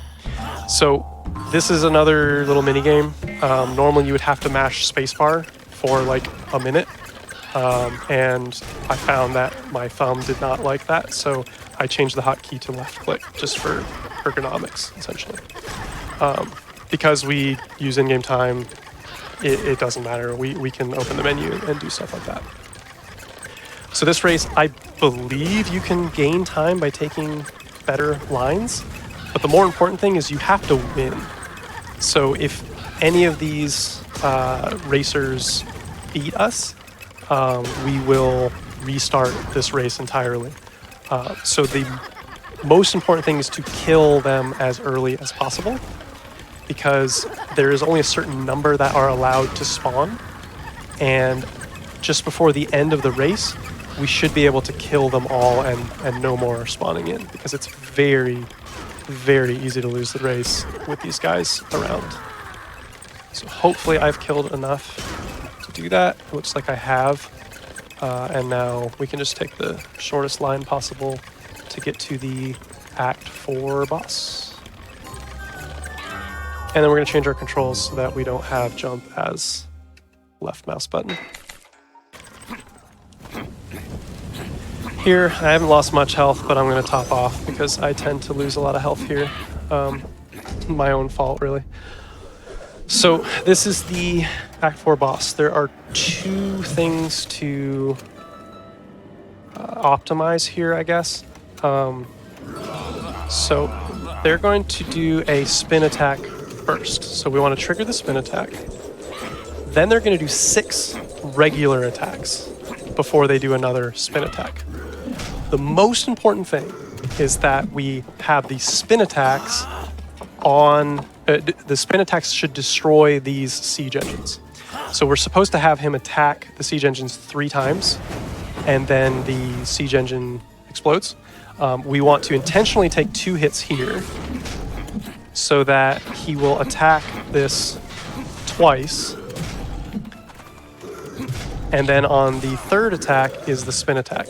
And that long spin animation that we had the first time is shortened because he has to do the animation for killing the siege tower. So that's the first piece of tech. We always want the spin attack to kill the siege tower. This part, I just jump in a circle and I basically never get hit. There is an area you can stand that you're guaranteed to not get hit, but I prefer jumping around. The second piece of tech is that you can roll into him to push him. It's really unreliable.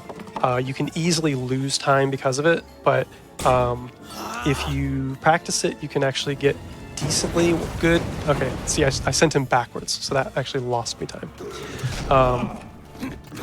You can gain a couple seconds doing that, so it's probably worth going for and learning. So again, we let him attack us twice, and then we let him attack this twice, and then he destroys the tower on his spin attack, which cancels the animation and saves, I think in total, saves around 10 seconds total. Maybe a little more, actually. Okay, so now we're in phase 3. This is the last phase. Because it's the last phase, we don't have to have him cancel the spin attack. We can just run straight to the other side once it spawns. So we'll just let him attack us twice. I'll go for the roll to try to push him again, but who knows what we'll get. So I'll roll. Okay, he went a little bit to that side, so I'll go this direction. And so now we don't have to let him hit us twice. We're just going to have him hit the tower 3 times. and that is Act 4. For some reason, we have to wait like 5 seconds before the scythe spawns in. Don't know why, but you just mash F for about 5 seconds, and then we get the scythe, and Act 4 is complete.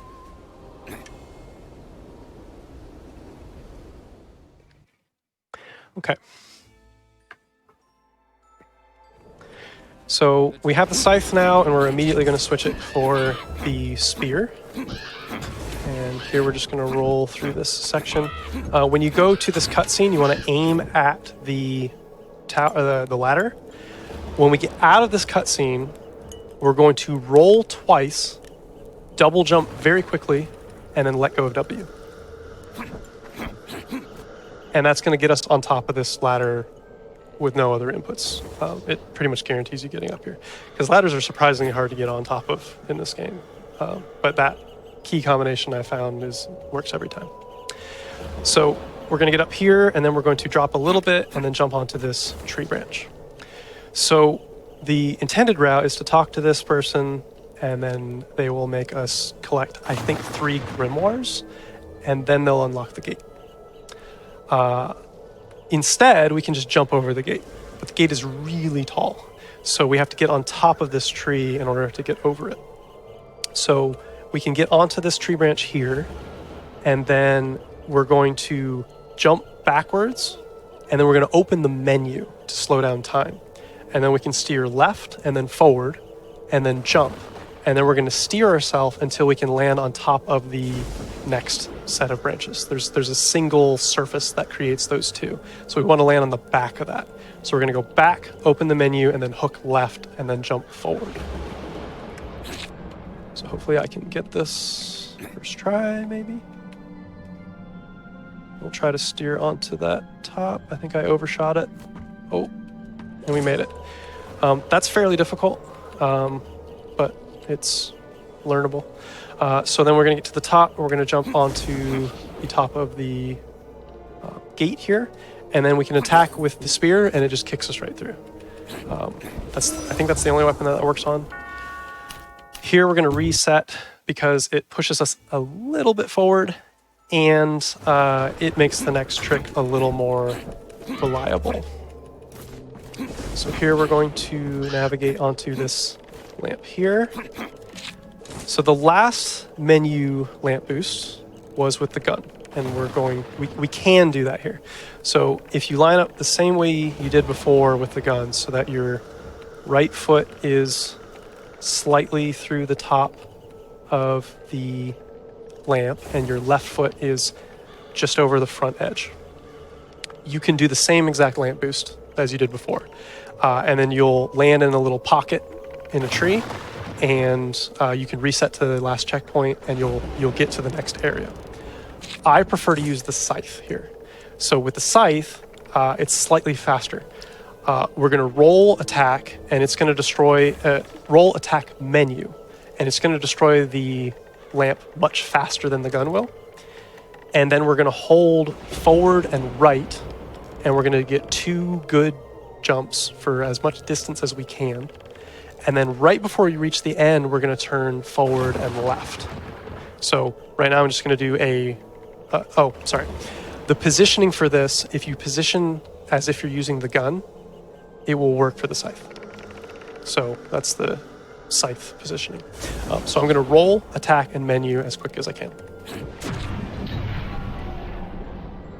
And then I'm going to hold forward and right, and then I'm going to jump, wait a little bit, jump again, and then as I'm approaching the end here, I'm going to hook towards the left, and if I did everything right, I should bounce over the top here and into this next section. That's just slightly faster than using the gun, so if you find the gun more reliable, it's perfectly fine to use the gun there. And then the sound you heard was the lamps. When you kill a lamp, it will give you health. It just reached us after that lamp boost, which I think is always funny. This section, it's another auto-scroller. It's the second to last in the run, fortunately. I believe that there's no way to gain time on this one. I'm not 100% sure, but I once timed my run and somebody else's run for this, and we were exactly the same down to the frame. So either they are identical and there's no way to gain or lose time, or it was just a crazy coincidence that we had the same time. So this one, there's nothing special about it, just play it as the developer intended. The only thing about this is there is supposed to be really cool music playing, but I have a glitch with my game that makes it so it never actually plays, which is really sad. I put Like, it's just specifically your game? It's known. Most players get the music, but I don't, and I don't know why. That's so weird. Yeah, it's very sad. So here we're going to roll up to this person again. So normally we're just going to mash FE until we get out of the conversation. For this one, if we mash F after the conversation, we'll talk to him again. So we don't want to do that. So we make sure that we don't hit F after this conversation ends. And we're going to roll slightly to the right. So this is the last part of the conversation. So we're going to hit FE, turn my camera to the right slightly to get around him. Go this way. So we're supposed to collect 16 of these things, but that's really slow. So we're going to get on top of this and then jump on this tree. Then we're going to jump up here. Whoops. Try that again. It's surprisingly hard to run this game while talking. So we're going to get up here. And now I want to point out that fence right there. If you land inside that fence, you are soft locked and there is no way out of it. You can't jump out, you can't die, your run is over. There's no possible way to get out of it without invalidating your run. So do not land in there. The most important thing, so we're going to jump onto this tree branch right here. Most important thing is to only jump once. If you jump twice, you're very likely to jump in there. You only need one to get over here, and it makes it much easier to not fall in. So here we're going to fall and jump onto this statue, invisible wall. We're going to jump onto here and get up here. If I talk too long, that archer is going to kill me. So this is similar to the beginning of this act where we're going to jump backwards, use the menu, and steer ourselves and jump forward onto the second set of branches. I think the tree geometry is very slightly different, but the trick is approximately the same. If you fall there, it is devastating because you have to do that whole climb again. Here, we're going to get on the invisible wall over the fence here. So to do that, we can align ourselves right there. We're going to double jump up onto the first level of the invisible wall, and then we'll jump and then just barely tap forward, and we'll get on the very top of that invisible wall. And then we're going to aim for out of bounds, so we want to jump as far as we can before we land, let go of all movement keys, and then we're going to get a checkpoint. And then we're going to reset to checkpoint. Again, we're allowed to go out of bounds. We're not allowed to move while out of bounds. So we're just going to reset so that we're back in bounds. And that gets us over the gate that was right there. Okay. So here we're going to do our first actual reverse lamp boost. So you can go to this right side and jump up it. It's somewhat difficult to do. I've been getting better at it, but my track record today for getting anything is terrible. So if you can't jump up it like that, you can get on these boxes over here and jump across. It's slightly slower, but not a huge deal. And then we're going to do a reverse lamp boost. So lamps typically will shoot you this way, but we need to go this way to get over this sneak section. To do that, we need to line ourselves up just right, and the FPS needs to be 60. So the easiest way to line up is to drop your FOV all the way, because then you can line yourself up very precisely. You can see exactly where Jack is. So I like to get the shovel out and line up the right edge right between Jack's feet, and then get towards the edge of the lamp. So this position should give me a reverse lamp boost. And then I can reset my FOV. I normally do that without changing my FOV, but it's just easier. So if you're learning, that's the way to do it. There are several ways to line this up. Some people line up with the edge facing this direction and then turn left and move a couple taps. I find this to be the most reliable way. So I'm going to attack twice and then immediately jump, because if I don't jump, I'm going to land on this sneak section and lose momentum. So I'm going to attack twice, jump, and then jump a second time to land on that platform right there. Okay, and that skips that whole sneak section, which is huge. Here we're just climbing this tower. The old way is to jump over this way and then jump forward. Slightly faster is to get on this and then jump up here. That can be a little more difficult, and you can miss the ledge grab. So if you go left, it's much more reliable. Here we're just going to jump up, and then we got the checkpoint. So we're going to reload from last checkpoint so that we teleport on top of the tower. There are really 3 ways to do this. If you're just learning the route, you can just zip line down and just run and jump your way across. We did that for a long time. There's 2 techs that you can do though. So this one, I do like to reduce my FOV for. We can do a reverse lamp boost off of this one right here. This one's difficult to line up because the tower sways, meaning our camera is being forced to move because the developer made it look like a tower swaying. So it can be difficult to line that one up. The FOV helps a lot on this one. So we want to get in this position, and then we'll do a reverse lamp boost. We should land on the, we have to go around this tree here. So we have to hook slightly to the left and then around to the right, and we'll land on that platform there. We'll bounce off of that to get to a second or another platform. If we have enough momentum, we can bounce to a third platform. And even then, if we have enough momentum there, we can bounce up a tree trunk and get really, really far off this one. So for the first, it's unlikely. It's very hard to get it that far. So we'll just do the best we can.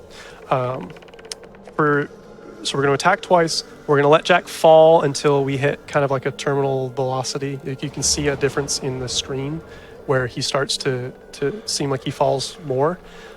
We'll jump right when that happens, and then we'll jump again to land on that second one. Right there. And hopefully we don't hit any invisible walls. Okay, we're good. We're going to bounce here and then land here. So if we had enough momentum, we could bounce off of this and land over there. And then if we had enough momentum there, we could actually bounce all the way up and get over there. Extremely unlikely, extremely difficult. I'm actually just going to throw myself off here. So it's worth going for that even if you don't get a super good one. It still saves a little bit of time if you make it to the second platform. The other route is newer, and I'm much, much worse at it. So the other route is to do a menu lamp boost using the scythe off of a lamp coming up here. So I will go for it. Like I said, I'm not super good at it, so hopefully we can get it. We're going to be attacked a lot, and we can very, very easily die. So we have to be very quick. I don't have time to explain it while I'm doing it. So I'm going to line up with the gun, and I'm actually going to line up in a slightly different way. I'm going to line up on I'm going to look towards the tip of the lamp, and I'm going to line up so that my feet are straddling the left edge, so the front edge, with the gun in hand. And then I'm going to switch to scythe, and then I'm going to roll attack. If I'm lined up correctly, I should get a launch. I need to immediately jump because there's a platform in my way, and then I need to move slightly left, I guess, relative to the velocity. So I need to move slightly left, and then I need to turn my body to the right. So there's a lot. I'll try to do it here and see how it goes. So I'll line up this way, go to the scythe, roll, attack, menu, and I miss it. So I'll do a couple more attempts at that at most. I just learned about this 2 days ago, so I'm not practiced in it yet. We'll see how it goes. You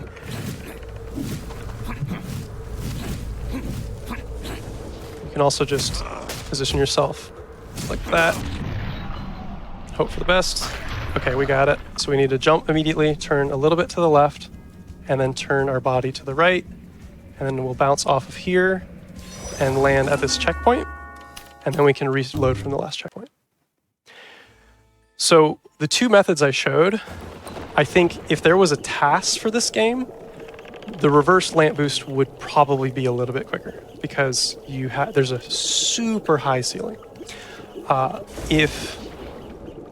If you're not at a task level, the reverse lamp boost is better. The menu lamp boost is better if you're not executing the reverse lamp boost perfectly. But if you miss the menu lamp boost, you lose a lot of time. So if you're not comfortable with either one of those, you can just use the zip line and roll down. It's not that big of a deal. I think ideally you'll gain like 10 to 15 seconds, which is significant, but if you're just learning, it's not a huge deal. So we're supposed to go talk to the architect, and they will tell us go to each of these 6 green lights, which are sins, and we collect 6 of the sins, and then we'll unlock gluttony, which is the 7th sin, and we'll kill Gluttony, who is the final boss. Instead, we're just going to lamp boost right into his arena. So we can get onto this lamp, get up here, and then actually the old route, which is slightly easier and more reliable, is to go here and then jump up this way, and then you can jump up. The quicker way is to get up here. We're going to double jump for as much height as we can get, and then we'll hit forward and right, and that should ledge grab on this like 45-degree beam and pull us up.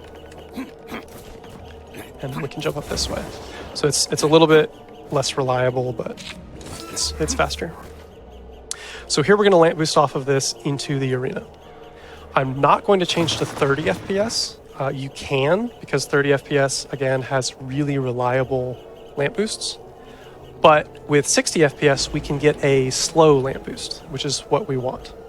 So there's 3 things that can happen. One is we didn't position well, and this lamp just dies, and we don't get a launch at all. If that happens, we need to jump down, get inside the chapel, and throw ourselves in the water to kill ourselves and reset and try again.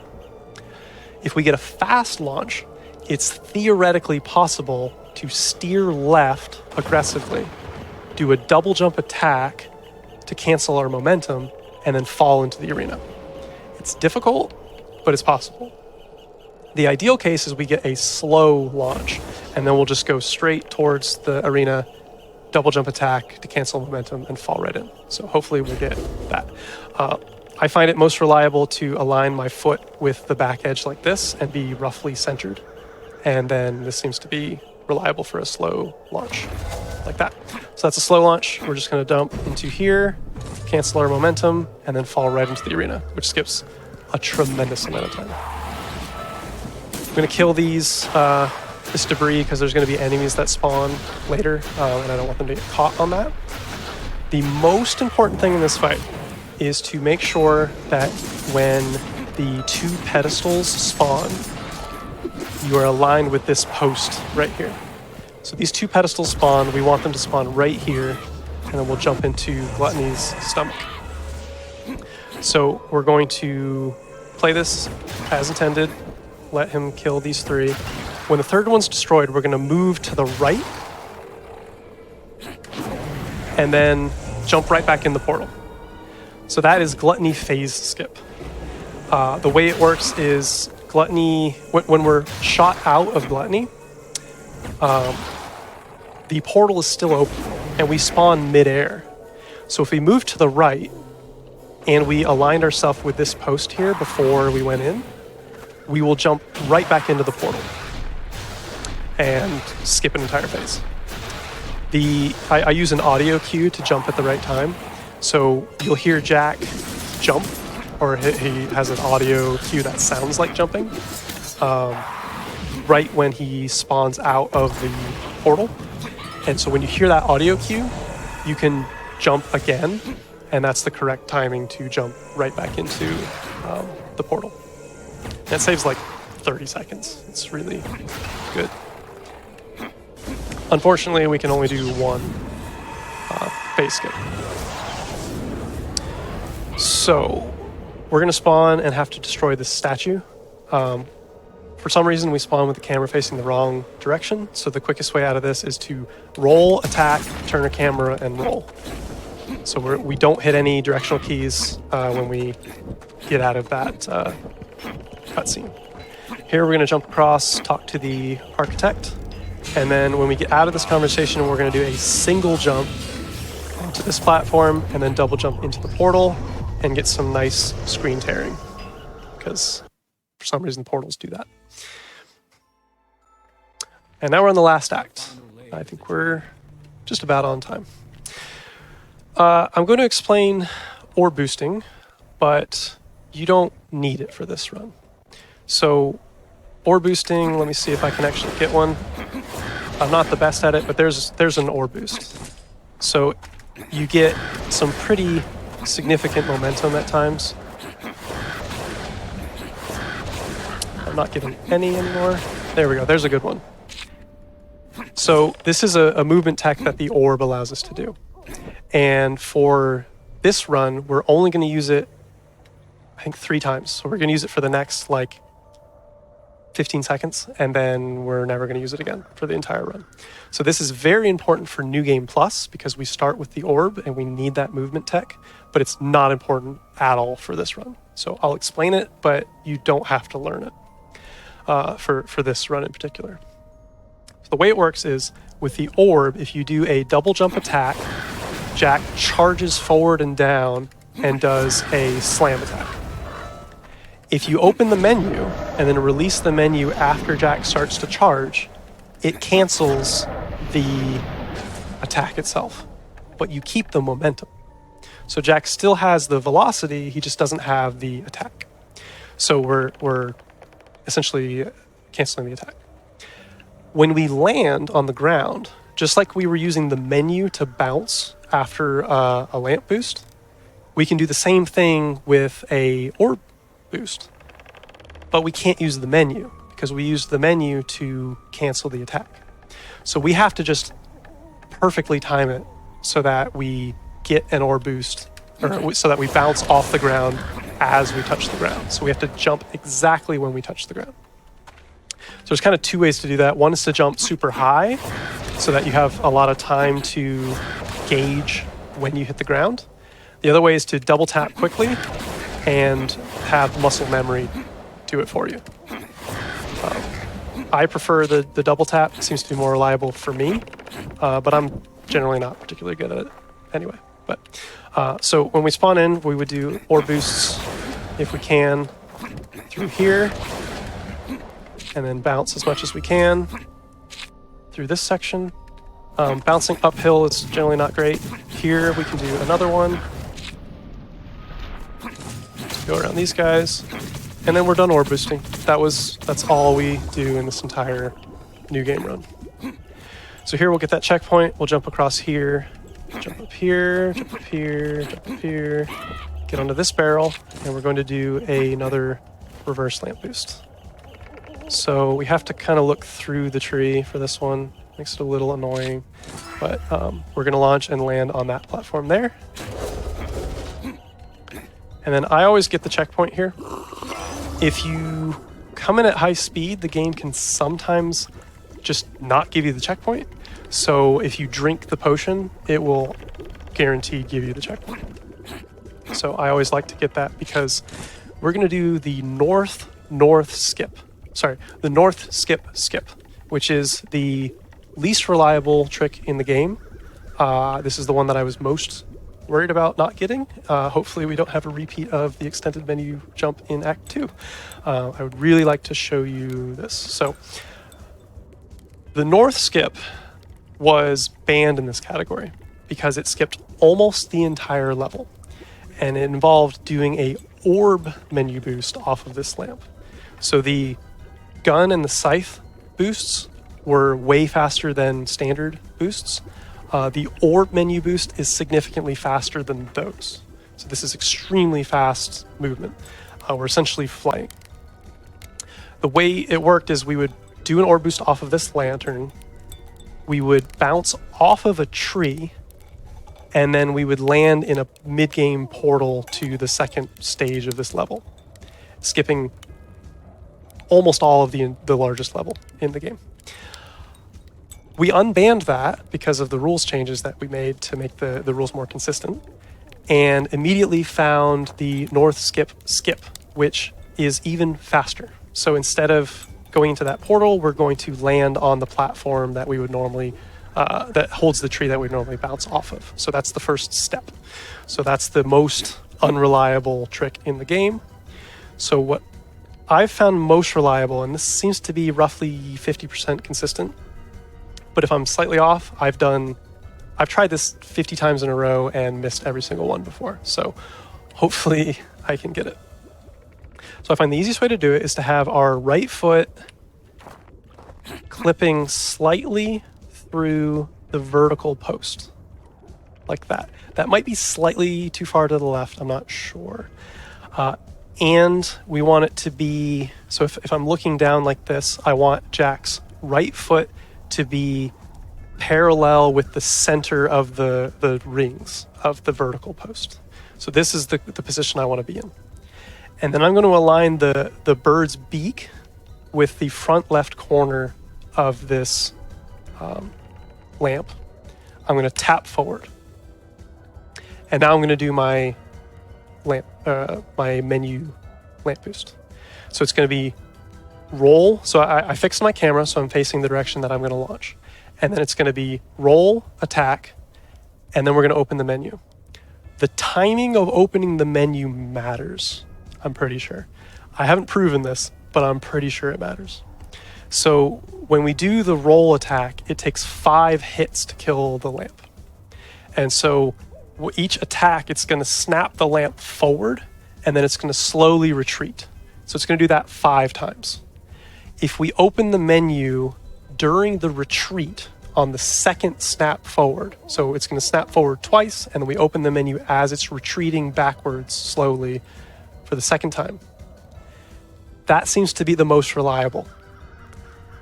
This is mostly superstition, but I've literally tried this trick at least 2,000 times, and this seems to be the most reliable way to do it.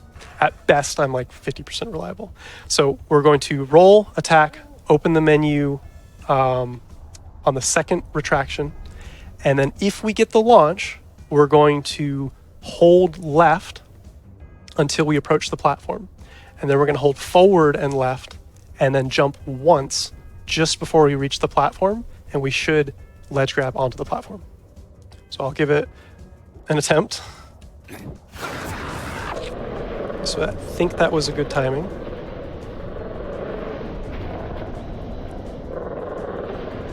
Okay, did not work, so we fall into the water and we try again. I'm going to give this several attempts because it is important, and I'm going to be quiet while I do it.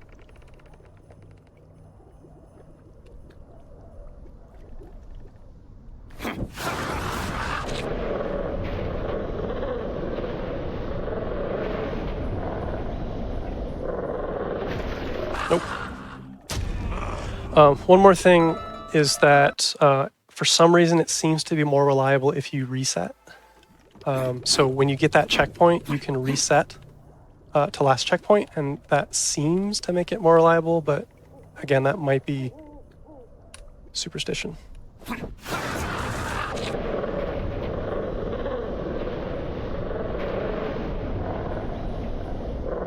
There we go. So we're going to hold left, and then just before the platform, we're going to hold forward and left, and then jump. And then we'll land on the platform. So the old route, we would bounce off of this tree and go into a portal way to the left. Instead, we're going to go over here, get a checkpoint, and we're going to reset to the last checkpoint. So the old way to do this, as of 2 days ago, when I learned the new tech from Rip WSB. Rip WSB is the #1 runner by far, and he's discovered so much lately. We have a lot of people who have discovered things, like VT's discovered a lot, but Rip WSB has found so much in this game. So the old way was to do our normal gun launch, and then we would have to time a jump just perfectly, but we don't have to do that anymore. So if we line up so that we are about here, so the left edge or the front edge of the lamp is between the legs with the gun out, and we're towards the tip. We can change to 120 FPS, and that increases the speed of our launch dramatically. And so we're going to do a roll attack, and it's going to launch us really fast forward. And what we had to do before was we'd have to jump right before these objects in the water. Now we go so fast we don't have to jump at all before the ricochet. So there's a tower past these rocks. We're going to clip through the rocks. We're going to just barely touch our feet on the top of the first tower, which will reset our jumps. And then we're going to ricochet off a second tower to the right. And then we're going to jump twice, and then we can go straight into the final boss portal. So I should be able to just do this and then jump twice after the ricochet, and we're at the end boss.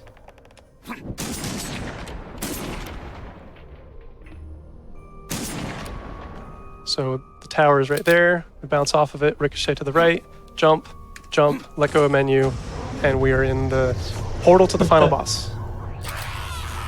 So that is the north skip, and we essentially don't play the north anymore.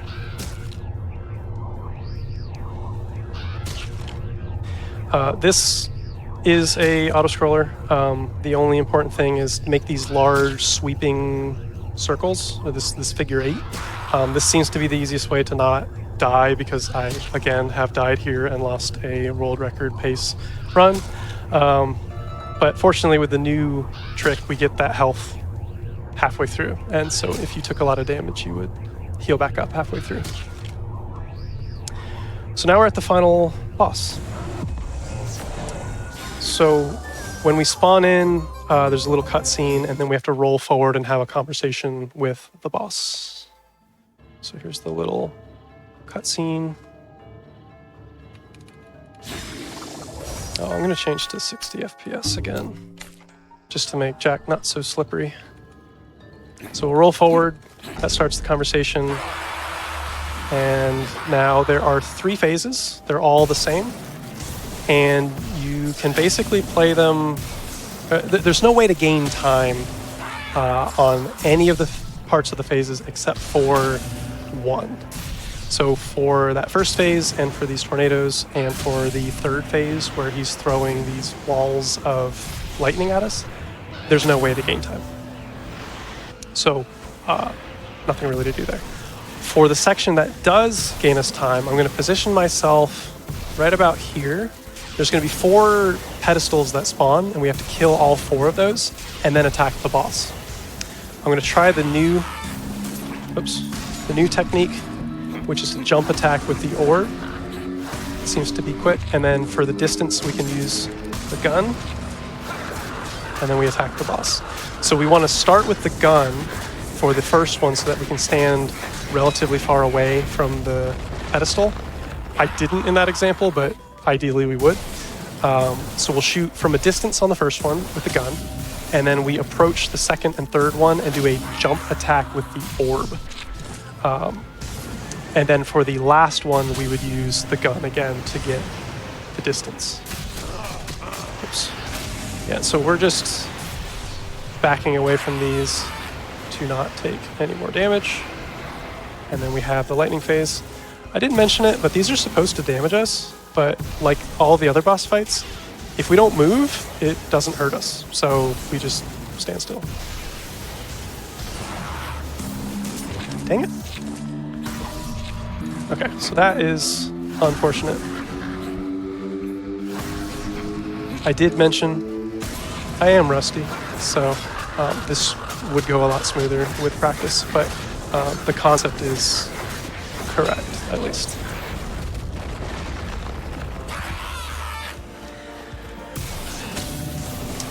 And that's about it. I did, before the run ends, I did want to mention just how to practice Pumpkin Jack.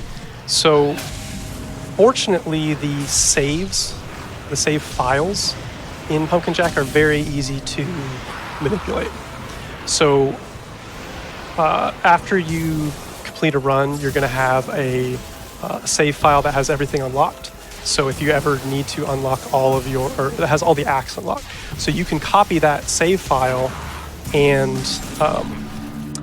store it so that you, if you ever need to have all the acts unlocked to practice, you can just copy that into your save folder and all the acts are unlocked. But furthermore, each act has a unique, that's time by the way, I forgot. But each act has a unique save file. So there's a level 1 save, level 2 save, etc. And you can keep those save files, you can copy those and store checkpoints. So if we get to a certain glitch that is difficult and needs practice, we can get to the checkpoint right before it and then copy that save file to a separate folder. And then anytime we want to practice that glitch, we just copy that save file into the main save folder, reset to last checkpoint, and we are now at that checkpoint. So I have a Python script that I use to automatically load those and like 30 different save files, but it's much more effective to do that than to go through all these auto scrollers when you're not going for a PB. So I highly recommend at least storing those save files and practicing that way. But yeah, that sounds like an incredibly effective and easy way to actually like practice different segments. For sure. So that's Pumpkin Jack. I hope everything made sense and you learned some things and want to run Pumpkin Jack. Like I said, we have a Discord. If you go to speedrun.com, the Pumpkin Jack section, we have the link to the Discord there. It is the developer's official Discord, and we have a specific speedrun section, which is really cool.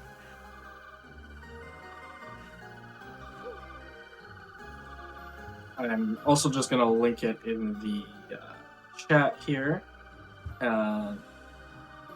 Looks like Richard got the speedrun.com page. So thank you, Richard. Cool.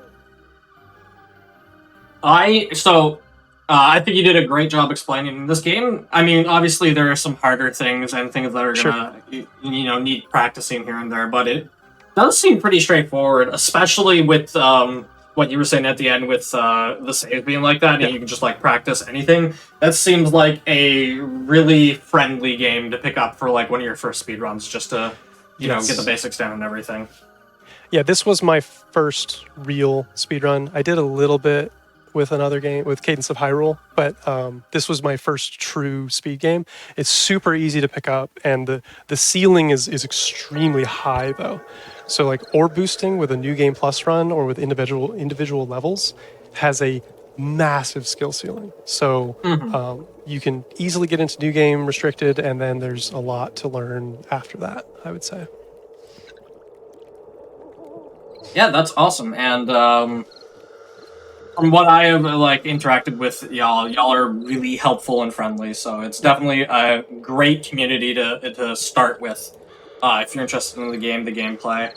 I want to say thank you so much for being on and teaching the game. Awesome to be able to have passionate speedrunners come on and teach to this high level, and help people get interested in our little niche here, our little hobby. So thank you so much. Thank you for having me. I'm happy I could bring it back after I saw it for the first time on GDQ myself. So thank you for having me. Absolutely. Do you have anything else you want to say before we close out here? No, I have no socials and no stream, nothing else. So just join the Discord and start running Pumpkin Jack. That's the way to reach me. Well, I want to say again, thank you so much. And I do actually want to give a shout out to the Pumpkin Jack community. They have been very helpful. I've spoken with a lot of different people about having somebody teach this, and everybody was very friendly. So thank you all so much. Y'all are. It's nice to have such friendly communities in speedrunning where you can just be like, yes, this is great. I want to be a part of this. So y'all are awesome. Thank you. With that said, that's all we have for tonight. Tomorrow we will have more hotfix. We will have the premiere of Arcade Pit on the GDQ Hotfix, and then after that we're gonna have speedruns from the crypt. All of that is gonna be starting at 7 p.m. Eastern. Have a great night, everybody. If you wouldn't mind just sticking around for a few minutes, we're gonna go to a break while we look for a raid target. So if you wouldn't mind sticking around, we can go cheer somebody else on in some speedrunning they're doing. Have a great night, everyone.